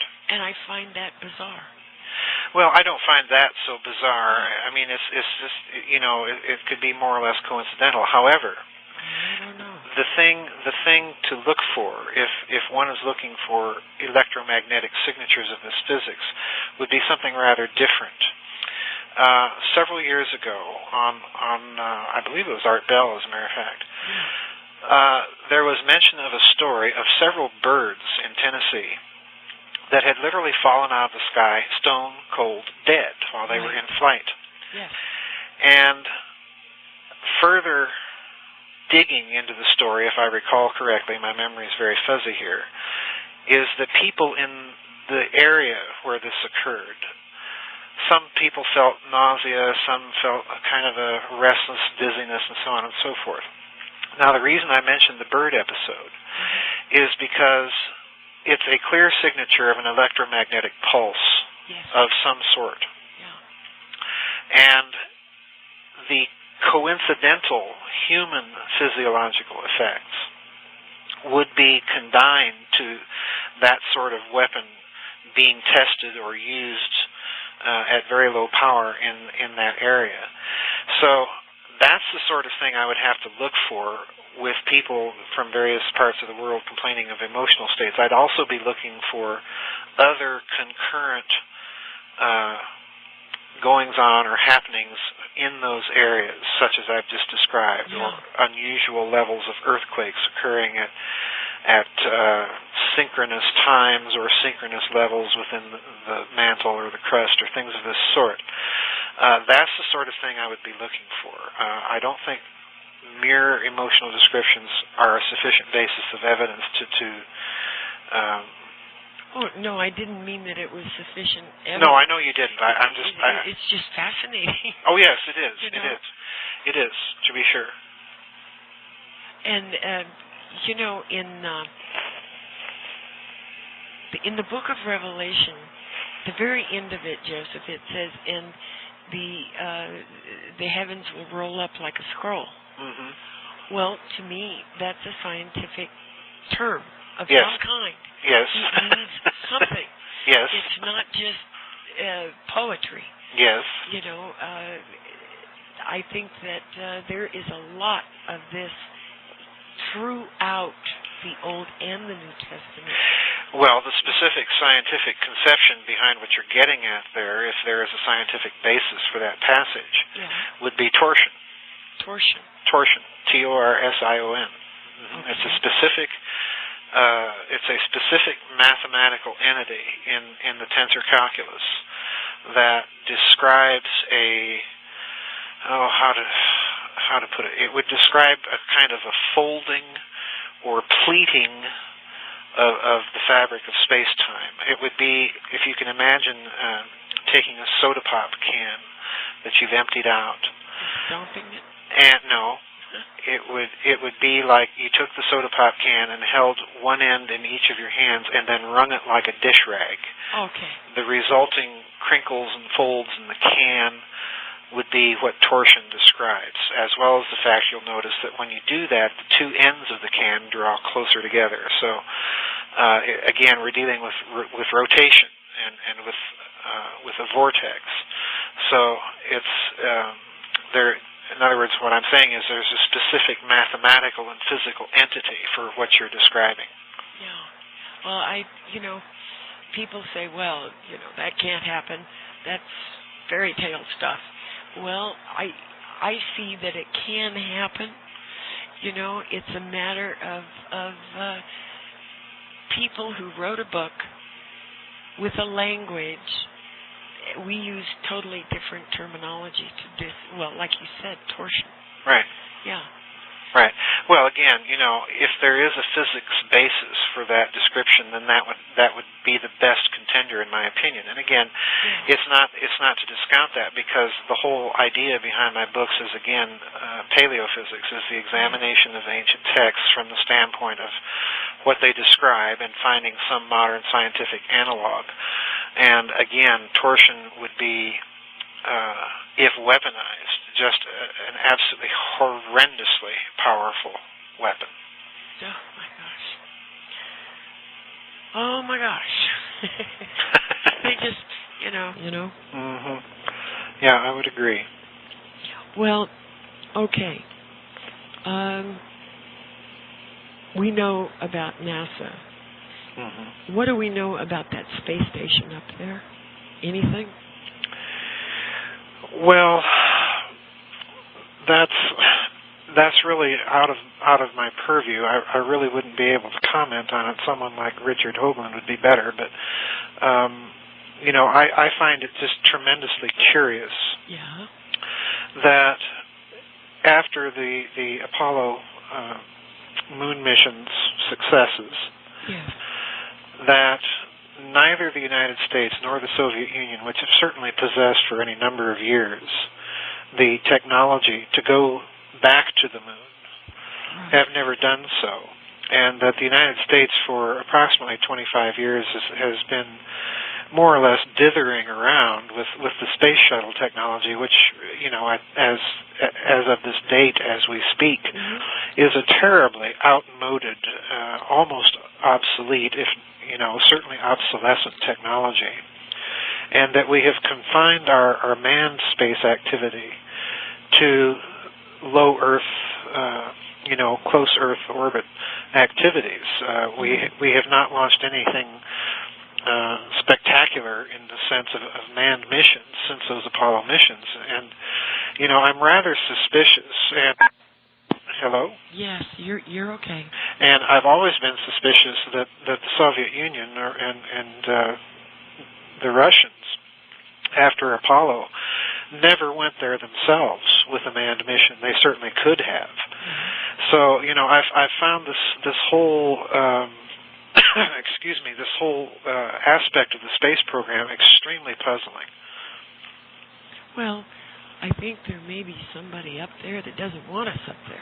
Well, that's always been kind of the take that people have had, and I'm certainly coming more and more to that position because there just is something inexplicable, something that just does not jive with the fact that we have just more or less tabled any long-term manned spaceflight commitments, and at least publicly. At least publicly, correct.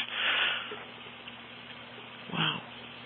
Well, and it's also interesting that an article came out the other day, Joseph, that talked about experiments that they do in outer space. Right. And that when they bring the germs back, right, they are far more infectious yes. than they were before they took them off the planet. Interesting. Yeah. Very interesting. Yeah. Very strange stuff. Okay. In your book, Cosmic Wars, you talk about multi-vectorial entities, electromagnetic fields and waves. Right. Okay, and I was asking you, is this used or can this be used for mind control? Yes, it can.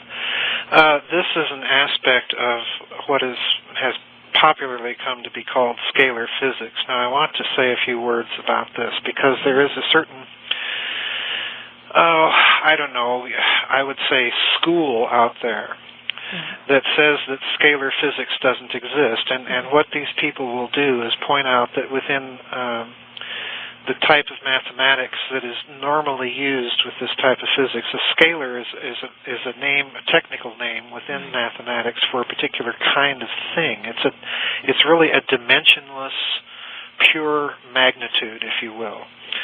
But what most of these people are unaware of is that there were two papers published prior to special relativity by Albert Einstein in 1905. And these two papers, I believe, were published in 1903. I'm not quite certain of the year, but I think it was a couple of years prior to the appearance of special relativity. They were papers by the English physicist E.T. Whittaker, who, if you study the history of physics, is a fairly well-known name. He was certainly a brilliant man. The papers are both highly mathematical, but in them, what he does is he takes what physicists call the scalar potential, which is again, an expression of this mathematical language. And what he does is he breaks it down, he analyzes it into constituent elements, which turn out to be longitudinal waves, which are, again, if you'll recall from our first lecture, or our first session, or whatever you want to call it, are really kind of pressure waves, like sound waves, only they occur in the fabric of space-time itself. In other words, they're areas of compression within space-time And, of course, that would imply areas of rarefaction.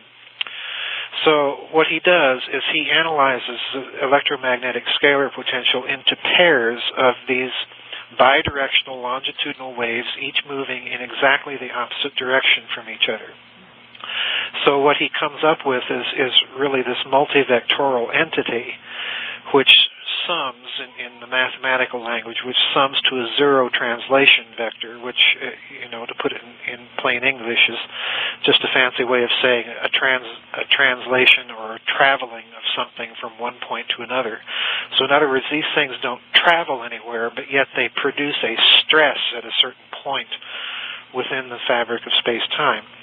So that's really what is going on when someone refers to scalar physics. Now, you asked the question about is this related to mind control? Yeah. It most definitely is, because in the theorizing on this type of physics, which has largely been done by a retired U.S. Army officer by the name of Lieutenant Colonel Tom Bearden. He's wrote many books, many papers on this particular physics. And what he does is he says that, you can imagine a variety of systems where you have a set of vectors that rotate. Let's say that we have a hexagonal system with 6 vectors all rotating in the same direction. Well, in terms of a translation vector, there's no translation, and so nothing really, if we look at it from the standpoint of a certain kind of mathematical language that is used most popularly to model these types of systems, nothing is really occurring.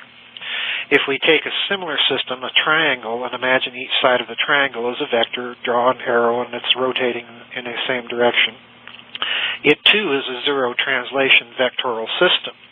And yet the triangle and the hexagon will be different systems in terms of their stress, in terms, in other words, of their internal geometry.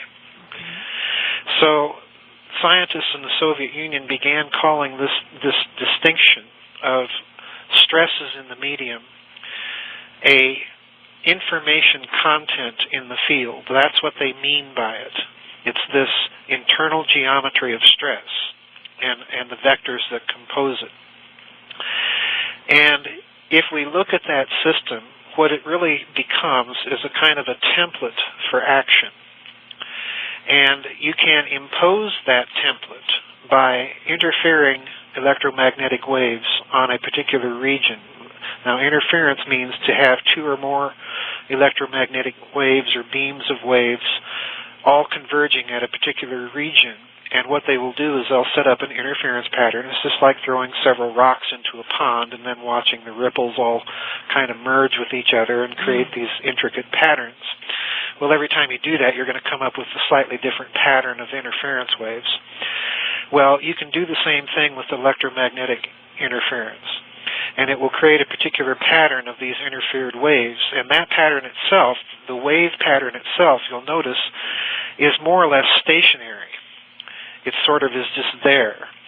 And that wave pattern itself becomes a template that will affect things like physiology and therefore emotion, consciousness, and so on and so forth. So you can get very specific with this stuff, and it is directly related to this idea of electromagnetic manipulation of emotional states and of consciousness.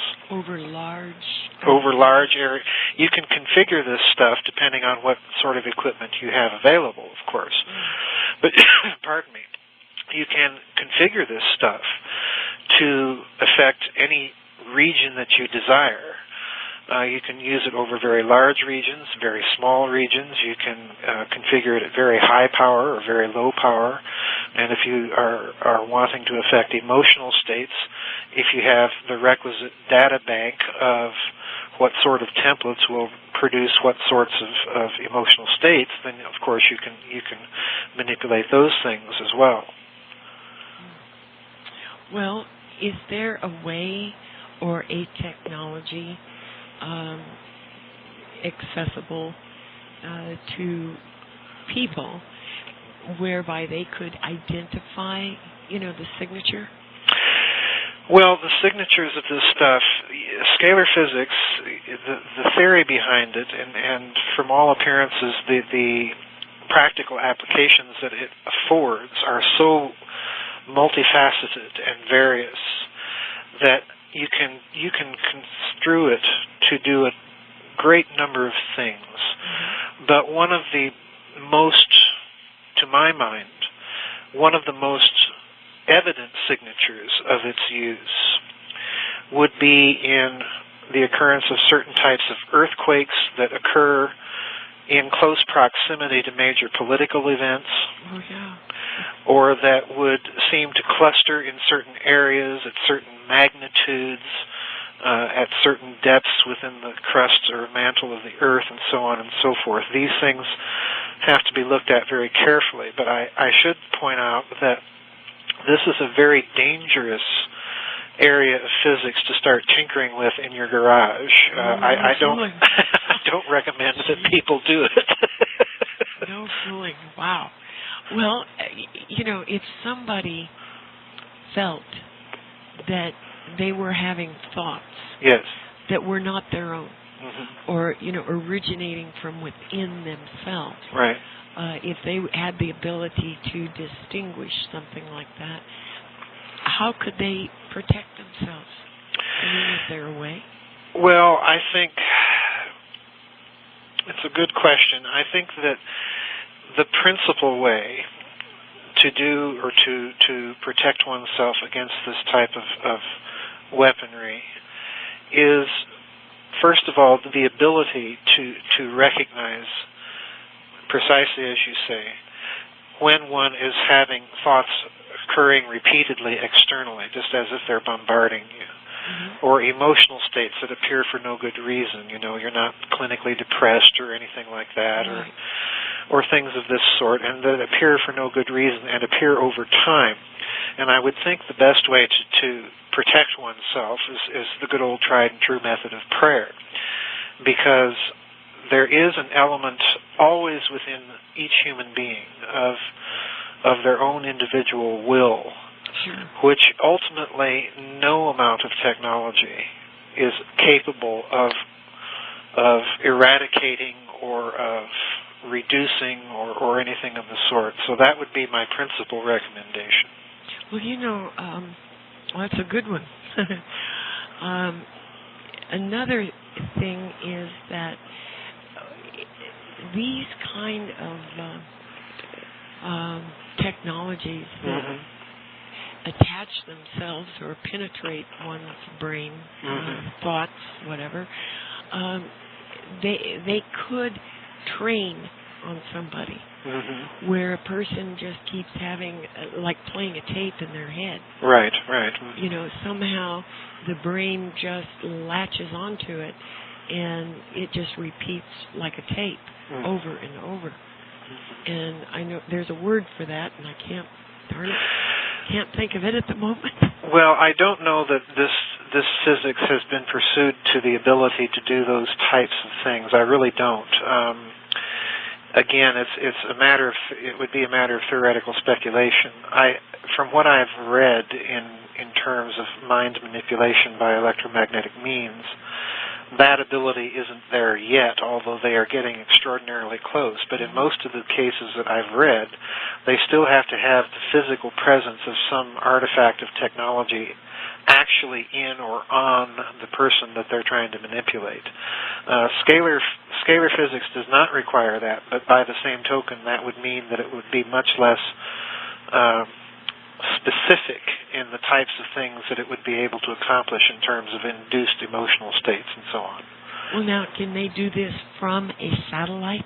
Oh, sure. Okay. But what you would require, what is always important to bear in mind with this type of physics, is that it requires the interference of two or more beams of electromagnetic energy on a particular region.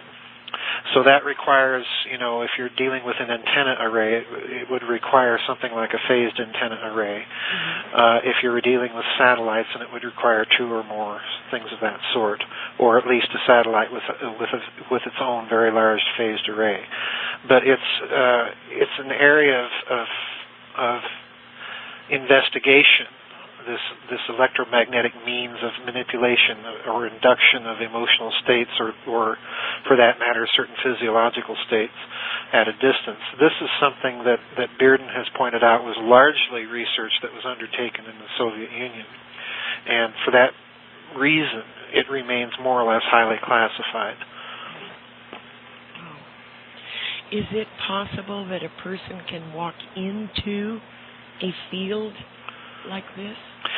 It would depend very much on the strength of the field. Yeah. Let's use a simple analogy here.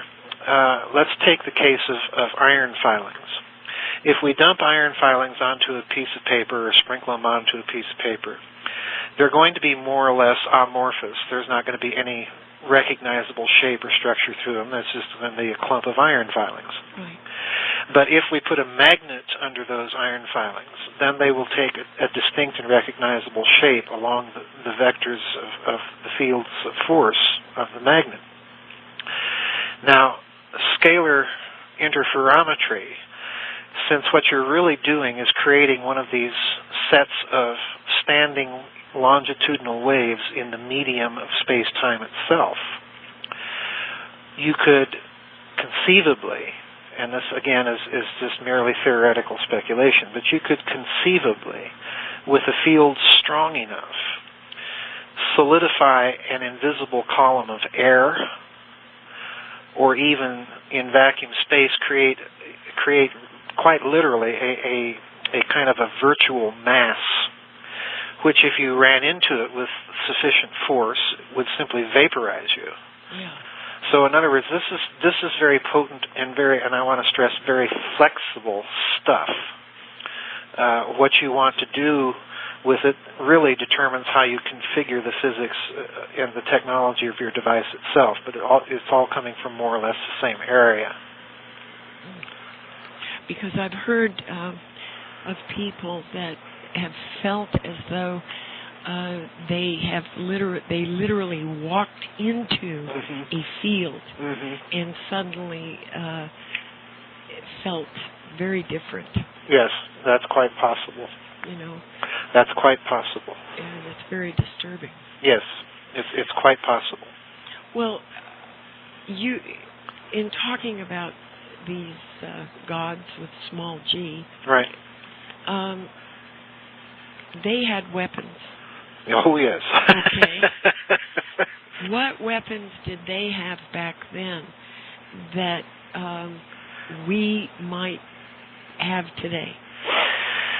Well, from my suppositions that I make in the three Giza Death Star books, and then again in the Cosmic War, in looking at the texts as they describe these things, I come to at least three conclusions in increasing order of power and sophistication. The first would be the obvious one, that they would have had access to nuclear weapons, nuclear and thermonuclear weapons, which basically is atomic bombs and hydrogen bombs.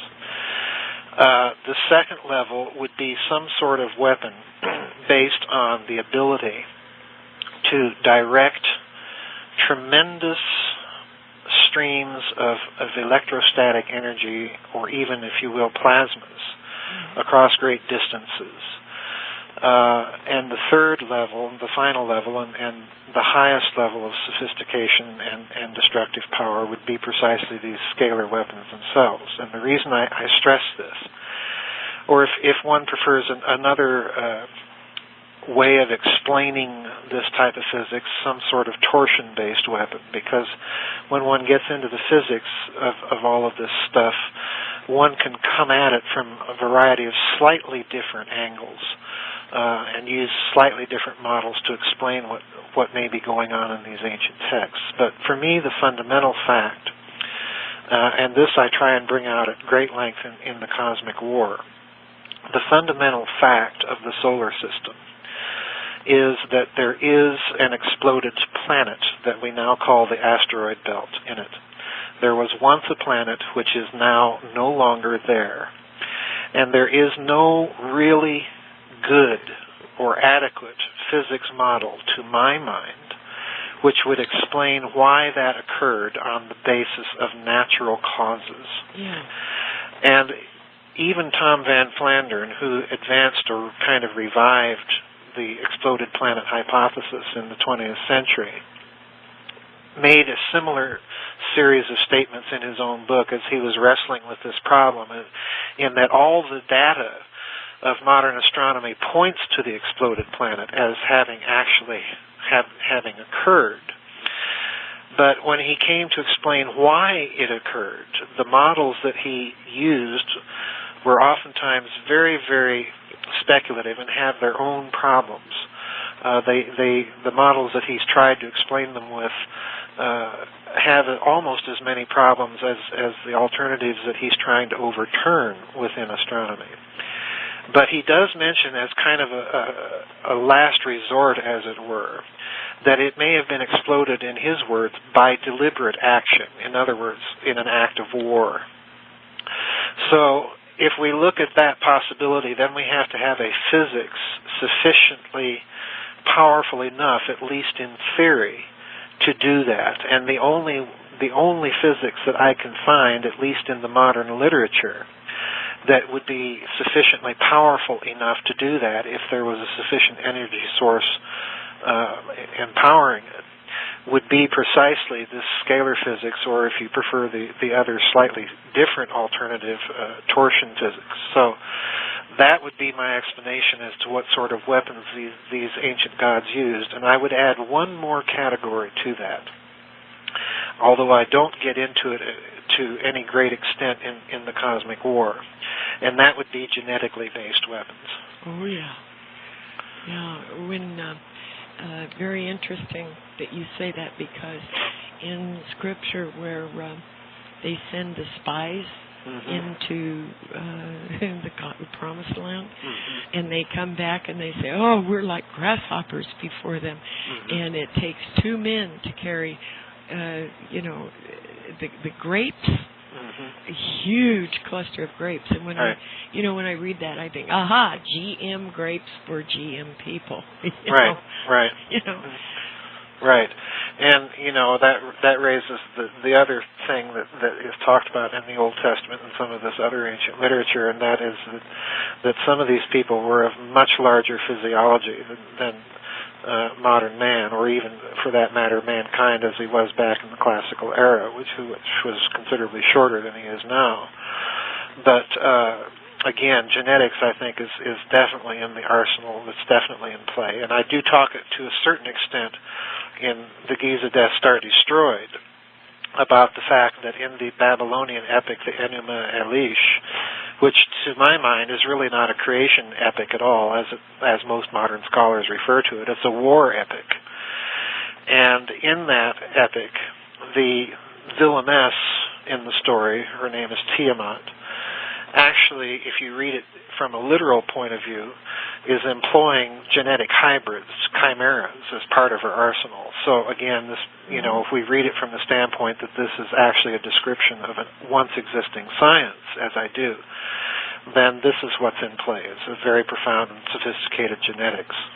Well, the UK just came out a couple of days ago with an Art News article that they've given the green light for the scientists to go ahead and create anything. Right, I've heard that, yes. Yeah, very disturbing. Again, yes, it is. Because I think that kind of thing has been going on for quite a while.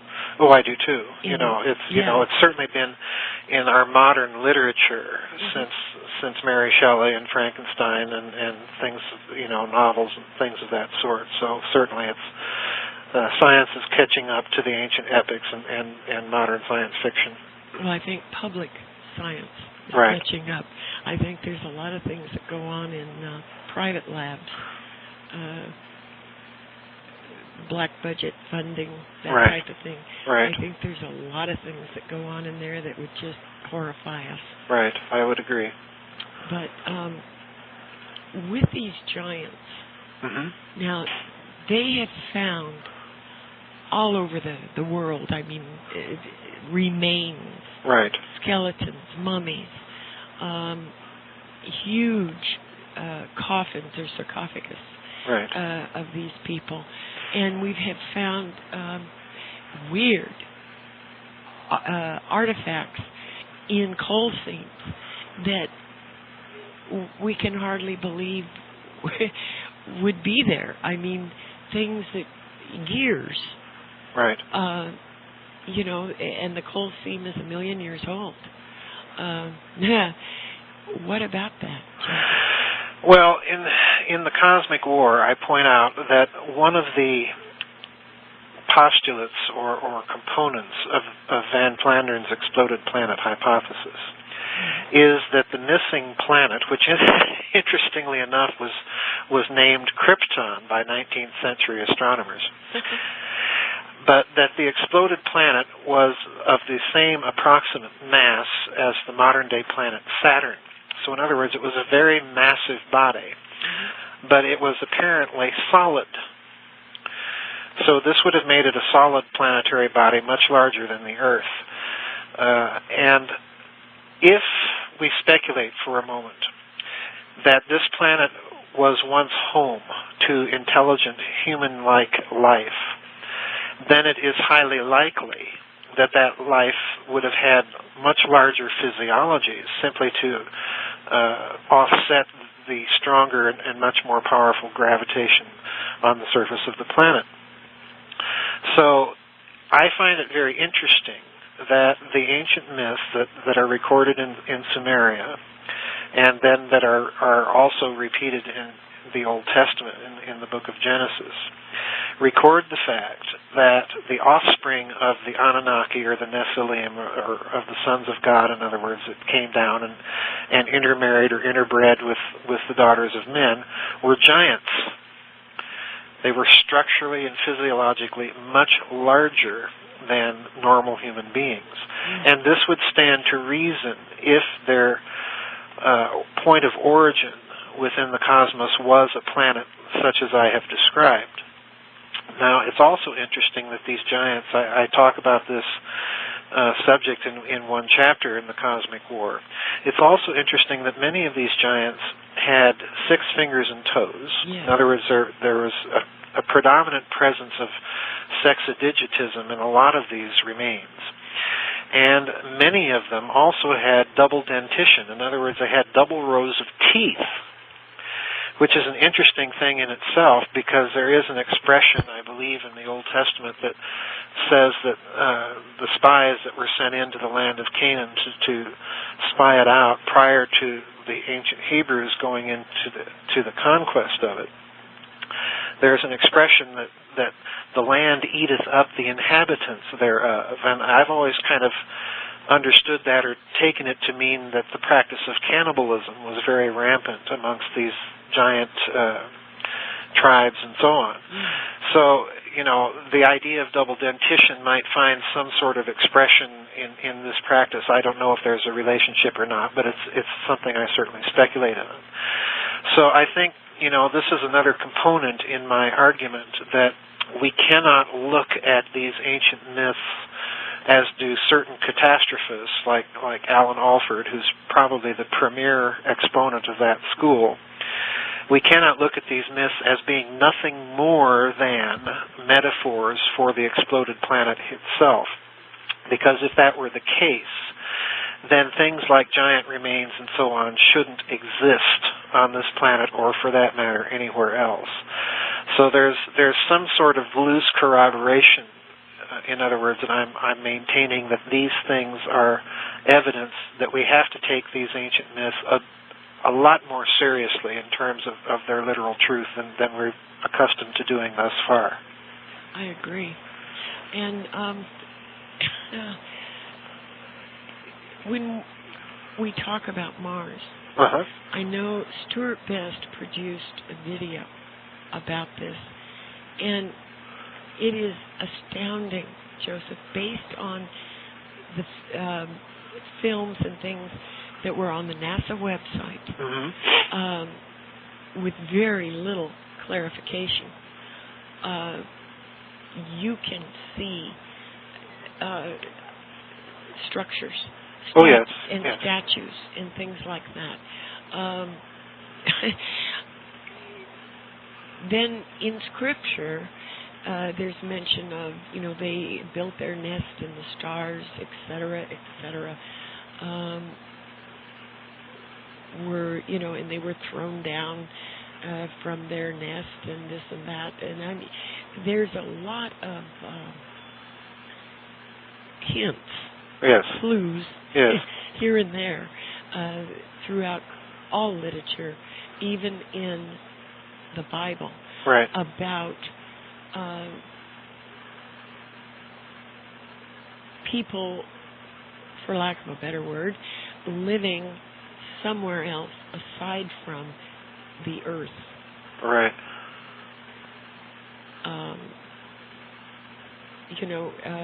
I think Richard Hoagland brought out the picture of the Sphinx on Mars. Yes. Fascinating. I believe it was. I believe that the one that did that was actually the co-author of his new book, Mike Barra, that analyzed that very strange picture that one of their surface probes had returned to NASA. It does.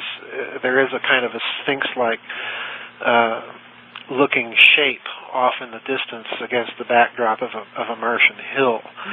And it is very peculiar looking in that it does have almost the exact outlines of the Sphinx in Egypt. But, it goes to more than that. If one accepts, for the sake of argument, that Mr. Hoagland's hypothesis concerning the face on Mars at the region of Cydonia is an actual artificial structure, and one looks at it in terms of a morphology that has two very different underlying components, a feline and an ape-like form or presence. And I show this in the Cosmic War, that when you flip each side over, you will clearly see the resemblances, even in the latest NASA pictures. So again, I think that the fact that we're dealing with a common sort of cultural matrix between Mars and the Earth is yet another indicator that we're in the presence of perhaps an ancient civilization that was interplanetary in nature. Well, why do they suppress this? I mean, they say that it would just upset the heck out of religious people. Mm-hmm. I mean, I don't think it would. I think, I do think that there is a certain strain within Christianity, particularly in American Christianity, of the extreme sort of fundamentalist that would react negatively to it. But I don't think that reaction would be a sufficient basis to explain why they are covering things up. I think that's more or less an excuse that they give. Mm-hmm. Because Christianity, one can read the Church Fathers or the medieval scholastics, and the big name theologians from those periods of history are just full of all sorts of extremely intriguing speculations on the nature of angels and how they exist and what they are. Oh, yes. So, it's not as if Christianity is really talking about anything new when it considers alternative life forms. That's something that I think people have foisted off onto it that really haven't done their theological homework. And since when did they become so sensitive to the Christians? Well, yes, that's another thing. I raise my eyebrows when the theologically illiterate begin expostulating about what the reaction of Christians is going to be. Right. But in terms of what their motivations would actually be for covering these things up, I think principally one has to speculate in two directions. And the first is that it has got to be apparent if indeed Mr. Hoagland's hypotheses of artifacts on the Moon and Mars and elsewhere in the solar system is correct, and that they really do know these things and really do see these things, then a civilization that can leave those kinds of artifacts might also have left artifacts of its technology. And therefore, whoever gets there first has a monopoly, potentially, on a very sophisticated and very powerful technology. So I think that has got to be motivation number one. Motivation number two is that it is also possible, if we grant the first hypothesis, motivation number one, then we have to grant the possibility that some of those people that left those artifacts may still be around somewhere, and that perhaps they have been in contact with them at whatever level, and that secrecy, for whatever reason, may be a requirement of that contact, either on their part or on our part. I don't know, but that it somehow enters into the so to speak, the contractual obligations that contact brings about. Again, that's pure speculation, but I think it's a rational one based on the first hypothesis, for which I do think that there is a great deal of prima facie evidence. Yeah. Well, to that I would add that Scripture talks about the great deception, where people will believe things, and you can almost see them setting this up. Look, they created you. It was them.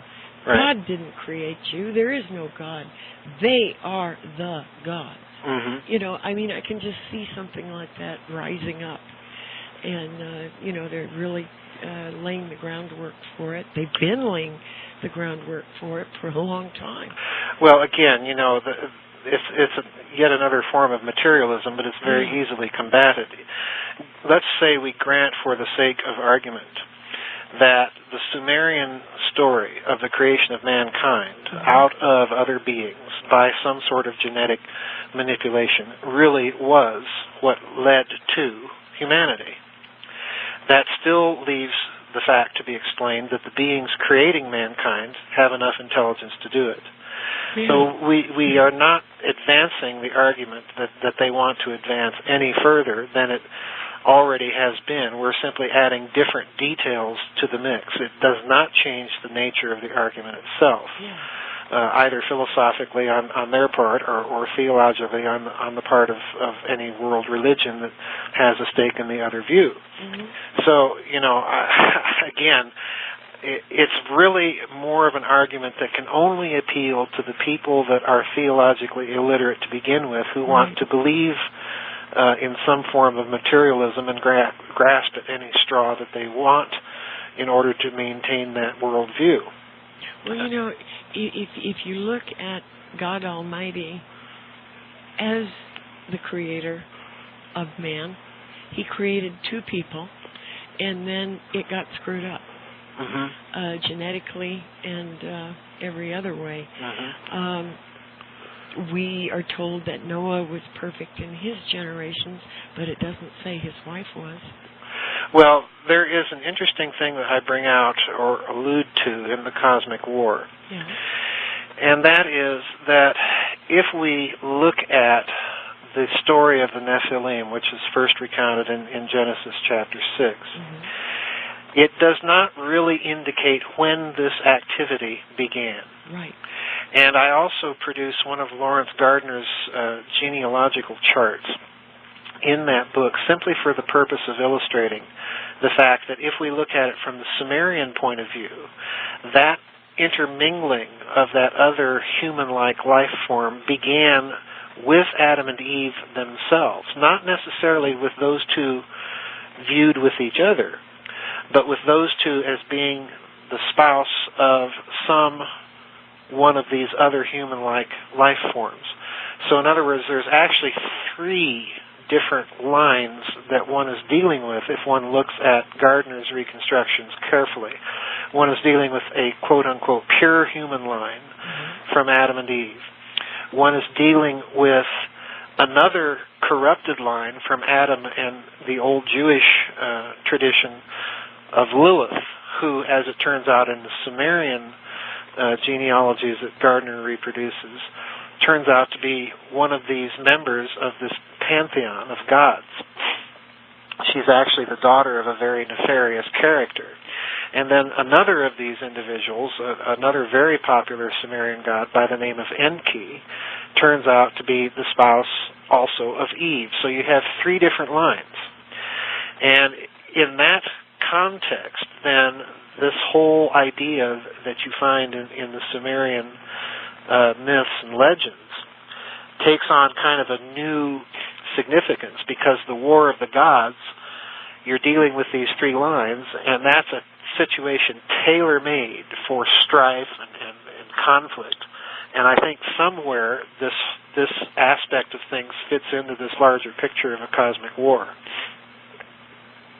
Well, it's been going on for a long time. Oh yes, that's precisely the point.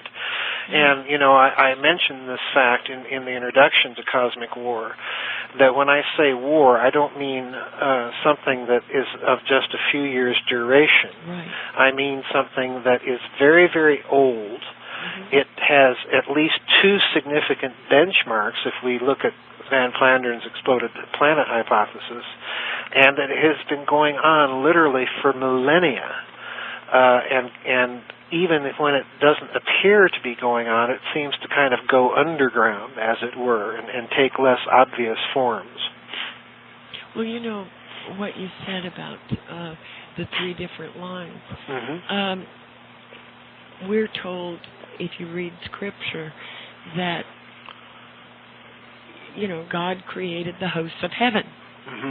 We're not told who those hosts are, right, how many they are, right, what their function exactly is, right. But we know that a certain portion of them, Scripture says a third fell. Right. They rebelled. So there we have this war between this side and that side. Right. And my goodness, that was going on right before or right at that time of the creation. Well, it's interesting that you mentioned rebellion, because one of the things that I point out in the Giza Death Star Destroyed is that if you look at the face on Mars from a certain point of view, in other words, as if you were standing on the surface of the planet itself and then looking off in the distance toward it and seeing it in profile, right, it looks almost exactly like the profile on ancient Babylonian and Sumerian artwork and friezes of a Sumerian god by the name of Nergal. Yeah. And Nergal is an interesting character once you start digging into him, because he just so happens to be the Babylonian god of Mars. And as such, he is also the god of war, of fire, and interestingly enough, it's a certain kind of war that he is the god of. It's the war or god of rebellion. Well, he would also be called Ares. Ares or Heracles or Era in other versions of the Sumerian. Yes, it's or Mars from our modern Roman naming of it. So in other words, we're dealing with the presence within mythology of a certain archetypal image that recurs over and over again, but yet its ties and associations to that planet and to the idea of a war of rebellion is very clear and very strong. Oh yeah, and it seems like we're the focal point of it. I think in some sense or in some aspect we are. Kind of the war for your hearts, your minds, like any political thing. Right. They want you to believe in them. And anyhow, why was this war fought? I mean, what is it? Yeah. Well, with that, may I ask your permission to take a little break, and I'll be back with you in a couple minutes. Is that possible? Yes. Okay. Hold on just a moment. Okay. We're going to take a break, folks. Hold on. We're back. Okay. And we're not telling what we talked about while we were off the air. We are not telling. Oh, my goodness. Well, when we talk, Joseph, about technology, okay, we have the Tower of Babel, okay, and it's amazing. I mean, everybody's languages were scrambled. Right. Now how does that happen unless something happens to the brain? Right. And now, the reason I say that is because a while back I had a stroke. Mm-hmm. And when someone would talk to me, it was like they were talking in a foreign language. Mm-hmm. Mm-hmm. And until that cleared itself up, right. I had a really difficult time communicating. Right. Printed words did not look right. It took intense, many hours of reading, frustration, crying, right. to break through that. But I knew if I didn't do something, I would lose my language skills. Right. So something happened at that Tower of Babel. Is that a weaponry? Well, I can kind of tie this with the question that you asked before the break, and that was what caused this war. Yeah. In the Cosmic War, I go into some ancient Egyptian the texts that are almost unknown to most people. They're called the Edfu texts, the Edfu temple texts, and into some Sumerian texts and into some ancient Hurrian texts. Now, I want to point one thing out about my use of texts. One of the criticisms that has often been leveled against Zecharia Sitchin is that his translations are just plain wrong. Yes. And I want your listeners to know that I do not rely on any text or translation of a text in the English language that is not done by academics. These are standard translations by academics in the field that I rely on. So my reconstructions are not, from the standpoint of translation, challengeable on that basis, unless they wish to challenge the accuracy of these academics. Right. That being said, I also believe that the evidence from those texts is sufficient to indicate that there had to have been an underlying technological explanation or basis for what is being described in them. Regardless of how one tries to translate them, this will just always come out. So I think that on that basis that we have a prima facie case to proceed. In those texts, particularly in the Sumerian texts, what is made clear as the casus belli for this war of the gods is the theft of some object or objects of technology that were called the Tablets of Destinies. And in the Cosmic War, I don't want to give away all of that chapter because it's a very significant chapter in that book. I believe that from the standpoint of a paleophysical or scientific analysis of what these objects were, I've come pretty close to cracking it. But essentially these objects were kind of the software, so to speak, that made these ancient weapons of mass destruction work. Now, to tie that to the Tower of Babel for a moment, in the Giza Death Star series, in particular in Giza Death Star Destroyed, and I reproduce these passages again in the Cosmic War, the Tower of Babel, if one reads the account in the book of Genesis, is described as being something that could reach up to heaven, that would permit man to do whatever he imagined to do. Yes. And very intriguing. It's a very intriguing comment to make, because obviously the person that is associated with it is a fellow by the name of Nimrod, right, who has his own interesting Sumerian associations that I get into in the Cosmic War.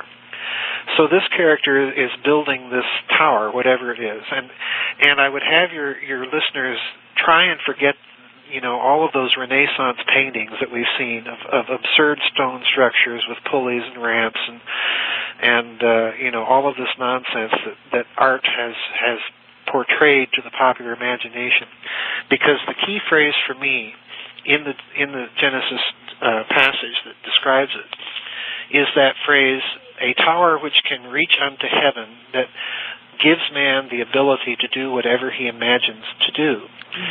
Now, that tower reaching unto heaven is very similar to a Sumerian description of some of these things that is called the Dur Anki, or the bond heaven-earth, to be quite literal. And incidentally, folks, Sitchin gets that translation right. That's exactly what it means. So the only structure that I can think of in that region of the world that embodies analogies within its dimensions to the geometries and properties of celestial bodies in local space is the Great Pyramid. And if one looks at the other pyramids and ziggurats in that region, and particularly the ziggurats in modern-day Iraq, all of them are constructed with some sort of planetary analogs in mind.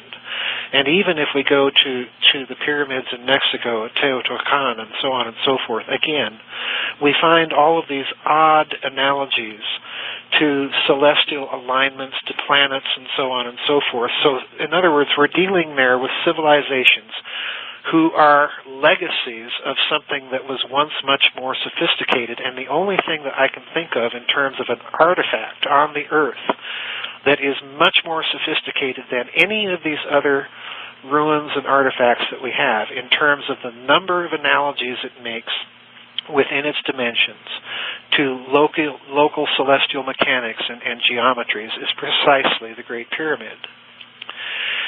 So I speculate that the Tower of Babel itself was precisely a product of a very sophisticated, extremely powerful physics that, like this scalar physics that we were talking about earlier, is capable of being applied in any number of very flexible ways, from planetary destruction to manipulation of emotional states and so on and so forth. And I even reproduce a couple of texts in the Cosmic War that kind of indicate that emotional states were in play in this weaponry.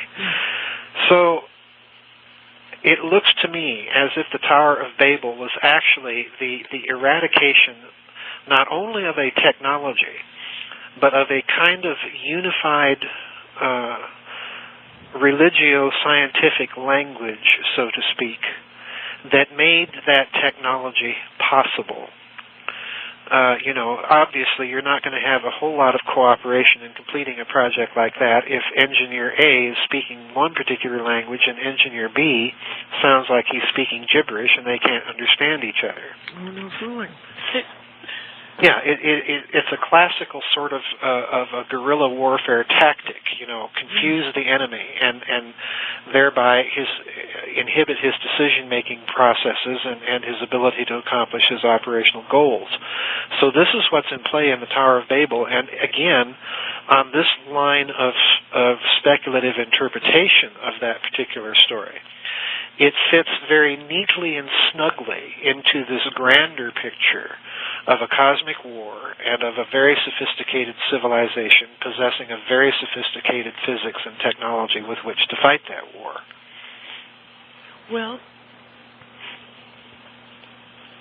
it turned around and bit them because, yes, they were scattered all over the earth and nobody could understand anybody. And right. Something happened there. Well, we can extend our speculation along the lines that you've just advanced. If my speculation in coupling the Tower of Babel story somehow to the monuments that are present at Giza, if that speculative coupling is true, then that scattering that occurs at that particular Tower of Babel moment, as I like to call it, which I believe is very, very ancient. I believe it happened millennia prior to the biblical flood. If that's true, then the legacy cultures that scatter themselves around the world that are building these pyramidal structures are going to preserve, and in fact do preserve, some aspect of that once united science. And they really don't even know why anymore they're building these pyramids with all of these planetary analogies. They just do it. But nonetheless, it does offer a kind of a neat and tidy explanation as to why those things should be there and what they ultimately long ago might once have been for. Well, golly, they were planning to use it as a weapon? Well, no. What I mean by that is I don't believe that all of these pyramidal structures were conceived as weapons. What I mean is that the residue of that once sophisticated science that they took with them, that recalled or remembered that they were building these things somehow to couple to the planets, to the gods, and so on and so forth. That was the legacy that they took with them and embodied in those structures. But the science and physics that made it all work was long, long gone. Yeah. I would agree with that. Well, it's just like when you go to walk around Chichen Itza. Right. On Yucatan. The people that are there today did not build those things. Right. When Cortez and Bishop Landra landed there, they asked who built these edifices, and the people said the Toltecs built them. Right. Well, Toltec is another word for it. The builders built them. Same in Peru. Machu Picchu. Right. Same in Egypt. The people that are there today did not have a hand. I mean, their ancestors did not build those pyramids. Right, and this is a very significant point that you're bringing out, and that is that these civilizations, regardless of where one looks, from the Vedic manuscripts and legends to Sumeria, to Egypt, to Mesoamerica and South America, all of these cultures refer to themselves precisely as legacies of something that was once much more sophisticated. Yes. And, there really is no good standard academic reference or work that is accepted in standard academic circles that has any explanation as to why this is so. You really have to be working in the alternative community to take these things seriously. And, I'm one of those that, does take them seriously and then goes on to ask the question, well, if all of these things are true, then do those texts describe or can they be used to show analogies to any sort of sophisticated modern scientific theory that could possibly be extrapolated or weaponized? And in every case that I have examined thus far, I think the answer to that has to be yes. Wow. Yeah, it's a whopper when you really stop and think about it. Well, this technology that they had back then,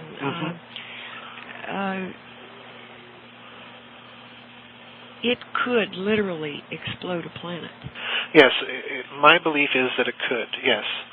Because, again, what we're dealing with, if we're dealing with a physics that can manipulate the fabric of space and time itself so as to stress it or rarefy it, then, yes, you are dealing with a potential that, if weaponized, you could explode a planet, a star, you name it. Whatever it is that you want to explode, if you have enough power to load into it, and if that body cannot damp that power, it will explode.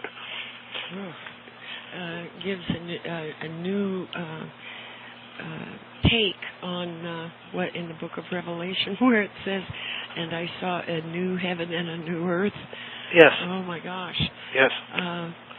Well, and in the pseudepigrapha, I hate that, I call it pseudepigrapha. In volume 1, in the book of Enoch, and it's a 2-volume set. It was edited by James H. Charlesworth, put out by Doubleday. Yes, I'm familiar with that. Okay. That set. I don't possess it, but I'm familiar with it. Oh, it's well worth getting, let me tell you. Very thought-provoking material in here. But they talk extensively about there's different versions of Enoch, like yes, that's quite true. The Hebrew, the Slavonic, right? Very old, but not as old, I don't think, as the scriptures or the Sumerian text. Right. You know, it's just, there's a lot in here that leads somebody to really look at genetic manipulation. Yes. You know, and there's a mention of the angel of ice, that Enoch was escorted by the angel of ice. He had to be cooled down, kept cool on his journey into the heavens. And it's a statement that the earth was open unto the third heaven, way back, you know, at the beginning. What does that mean, Joseph? I mean, are they talking, you know, like when you have a radio and you change the frequency and you go to it, you bring in a different station. Right. I mean, are we talking about, that's a kindergartner way to express it, but I mean, changing the frequency, like opening up our Faraday cage, if you will, so we can come and go. What do you think? What's your best guess? Well, I would have to study those texts in more detail than I have, but I'm willing to wager that when we're dealing with expressions, particularly in Judeo-Christian pseudepigraphal works, that we, that we are dealing with expressions that possibly have some sort of astronomical meaning. And if so, then they would have to be very carefully studied and unpacked to figure out what that meaning was. That would be about as far as I'd be willing to go at this juncture. But again, you know, that study to a certain extent was undertaken by Giorgio de Santillana and Herta von Dechant in a very famous book called Hamlet's Mill. And that's definitely one that anybody interested in this area of paleophysics should read and investigate very carefully, because it really was the first attempt, and by two very well-known academics, incidentally, to go outside the paradigms of standard academics and look at these ancient myths in an entirely different way, as containing the germs or grains of an underlying science. So my suspicion is, given the fact that so much else from that area of the world and its literature has these sorts of astronomical and scientific allusions, it would not surprise me that the very same has to hold true for some of these ancient Hebrew texts. Yeah. Well, it is utterly fascinating material and extremely thought-provoking. To add one comment to that, the reason I do not go at great length into examination of the Old Testament, or for that matter of the Old Testament pseudepigrapha and writings of that sort, is that I do realize that it is such a touchy area. Oh, yeah. And I am not entirely satisfied myself that I have, in my own private notes and so on and so forth, come up with an adequate paradigm theologically by which to do that in order to maintain, on the one hand, what those texts might actually be saying, and on the other hand, to maintain the necessary doctrinal tenets of Christian orthodoxy.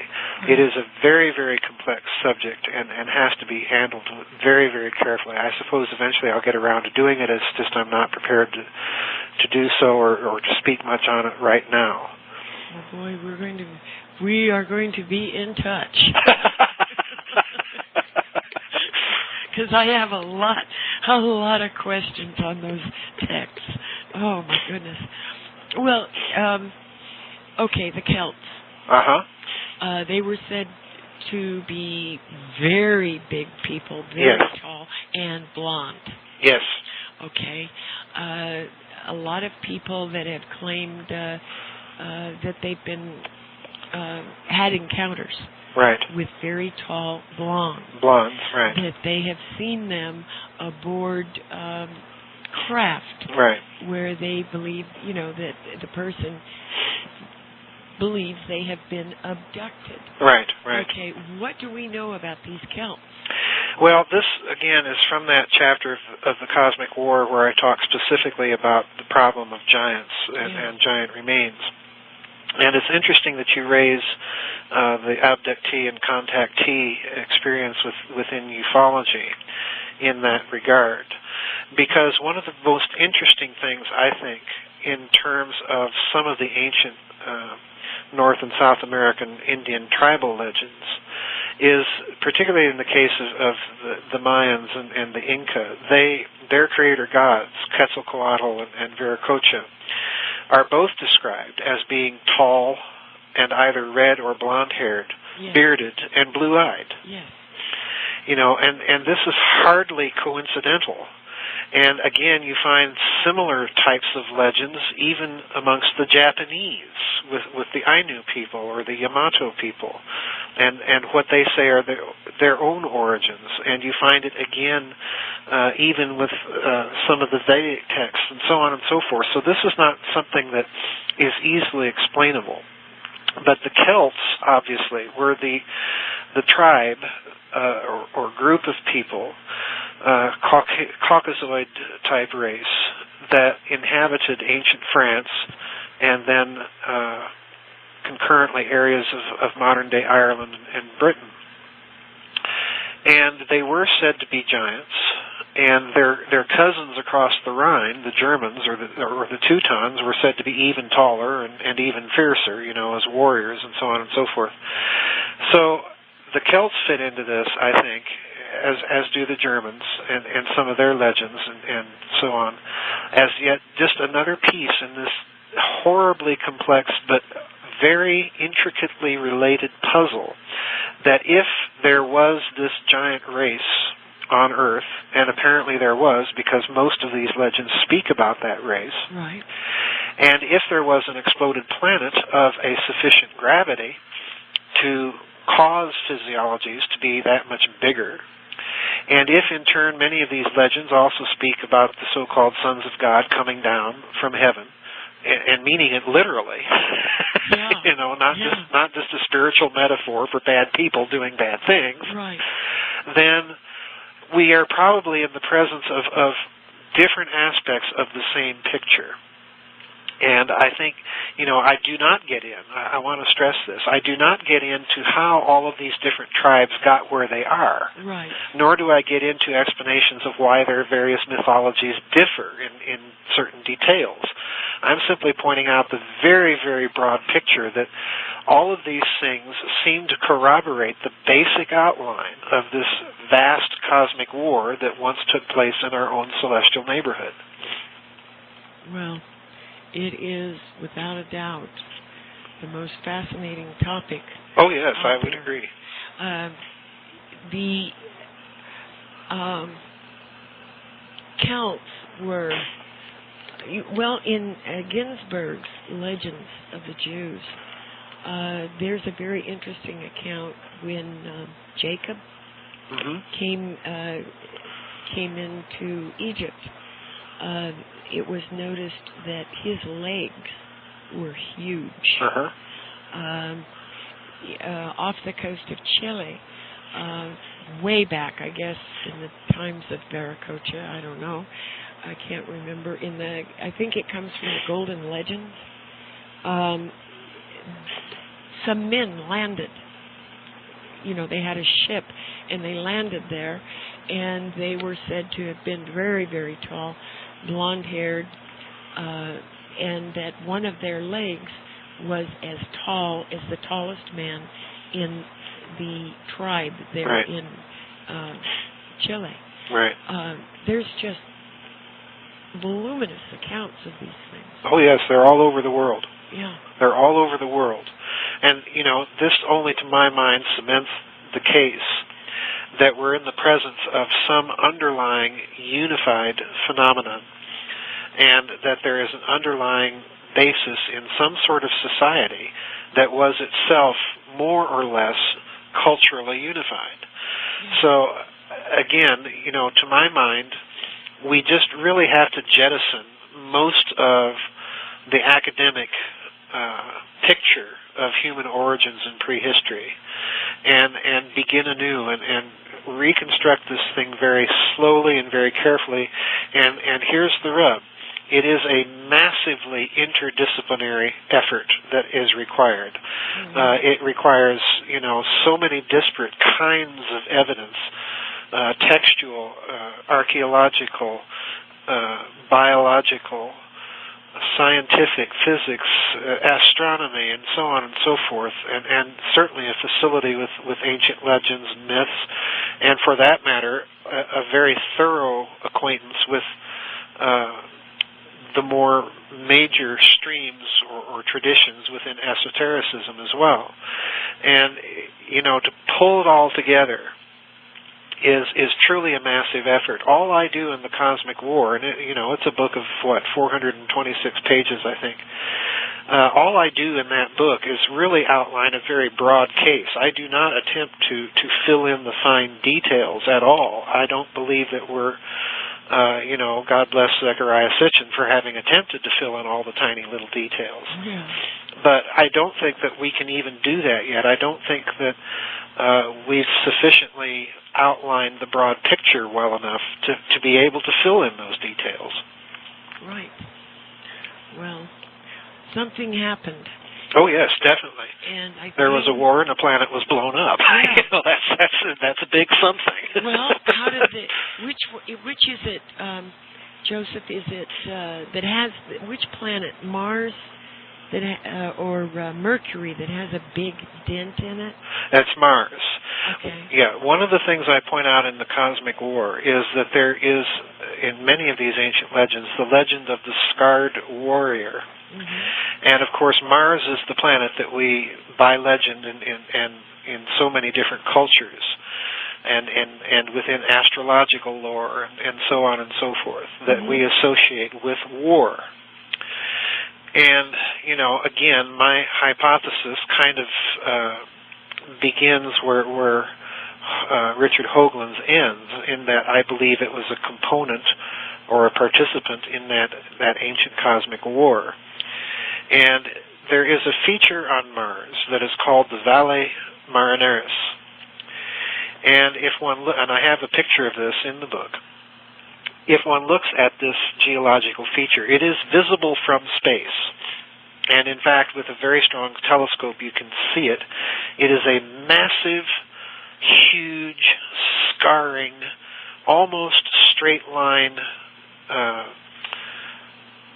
valley, or even better put, a kind of a Grand Canyon on an exponential scale. It's just a gigantic geological feature, and it stretches almost all the way across one entire hemisphere of the planet, and it's almost in a completely straight line if you look at this thing.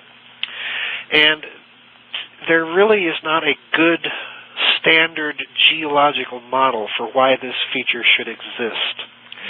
And moreover, if you talk to plasma physicists who are examining some of these features on various planets, one of them, Wallace Thornhill, I believe, has come right out and said that there is no other explanation for this feature on Mars other than a massively huge plasma discharge, which, to put it in layman's terms, a lightning strike that literally gouged this feature out of the planet.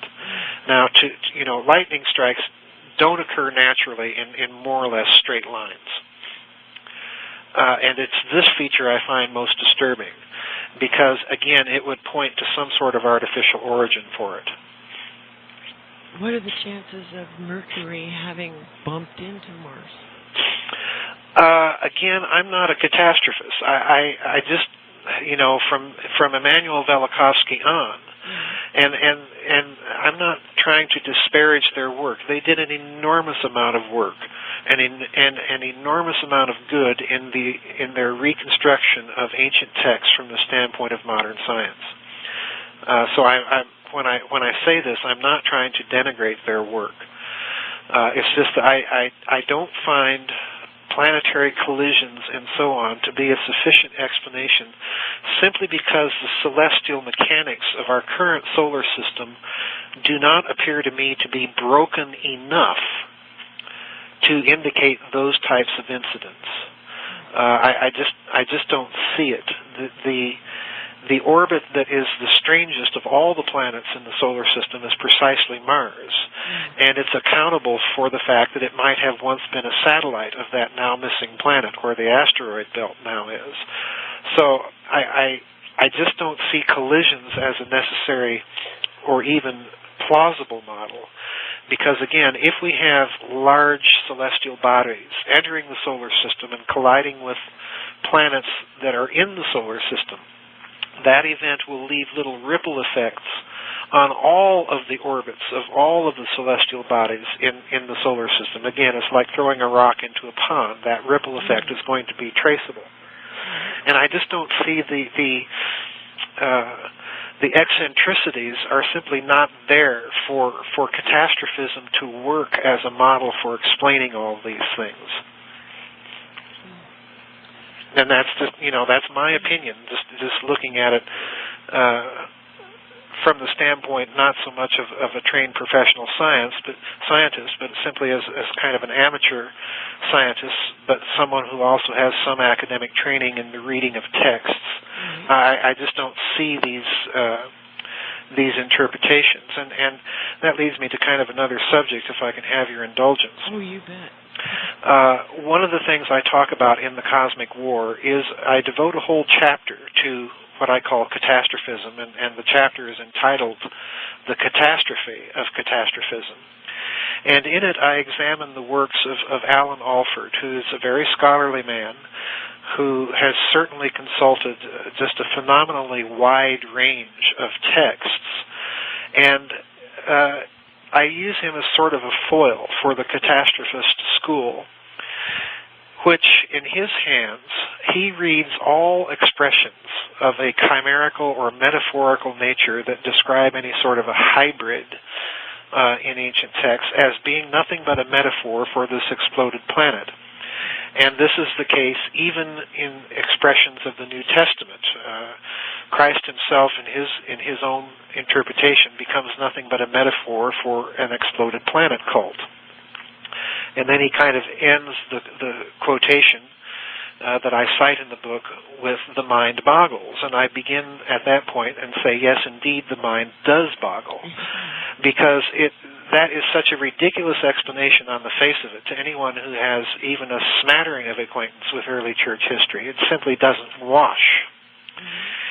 And on the other hand, if we look at all such expressions in ancient texts as being nothing but metaphors for an exploded planet, then we have really put ourselves in the position that, the old Christian apologist C.S. Lewis said, if you see through everything, you end up seeing nothing at all. And this is where catastrophism fails, because it wants naturalistic explanations for everything. And the texts themselves do not give naturalistic explanations for these things. The texts themselves say that these things were the result either of the wars of the gods, the judgments of the gods, or of God, or what have you. There are very specific intelligences involved, in other words, and that implies, once again, that we must take seriously the evidences that those texts provide as to the technology that may have made it possible. So in my mind, catastrophism of any school is, once again, a misdirection. And I would even be willing to entertain the idea or the speculation that it might be an intentional misdirection, while those who are interested in recovering that technology go off and do so. Yeah. Well, my goodness. Yeah, that was a mouthful. Yeah, it sure was, and well said. You talk about large-scale auroral effects. Uh-huh. Okay, tell us a little bit about that. Well, one of the most interesting things, I think, in modern science is a plasma physicist by the name of Anthony Peratt. And he's actually a scientist with Lawrence Livermore Laboratories. He's been a guest scientist at Royal Stockholm Institute and the Max Planck Institute in Germany, and so on and so forth. He's a very, very well-known, well-respected scientist within the plasma physics community. And he noticed that ancient North American Indian petroglyphs, these little kind of stickman figures that you encounter on rocks in the American Southwest or in some cases in the upper Midwest here, that these little stick figures have oddly peculiar resemblances to plasma discharge structures that one can reproduce in the laboratory. And in the book, I have pictures of the shapes of some of these discharges compared to some of these petroglyphs that are, 10, 20,000 years old. And Peratt has actually published a couple of papers in peer-reviewed journals where he is arguing the case that ancient man may have recorded his observation of some of these very large auroral or plasma displays and discharges because he observed them. Yeah. And one of the interesting things, if you pick it up from there, as do some other scientists, and then go back and look at the depictions of the so-called divine thunderbolts of Zeus, or the divine weapon or arrow of Ninurta in Assyria, in Babylon. And if you look at the artistic descriptions of these things, they too bear uncanny resemblances to these plasma discharges. So in other words, we have, yet again, from an entirely different angle in modern science, the corroboration of the idea that these weapons and technologies that were described in the ancient texts have an actual scientific basis. And in this case, we're not, with Peratt, we are not dealing with some New Age prognosticator dreaming these things up. This man has published these observations in peer-reviewed journals. Wow. Yeah, it's breathtaking stuff. Yeah, it is. It really. Well, there's so much, Joseph. There is. That we don't know. Yes. And I kind of look at, the book of Revelation, for example. Mm-hmm. If people want to know what lies ahead,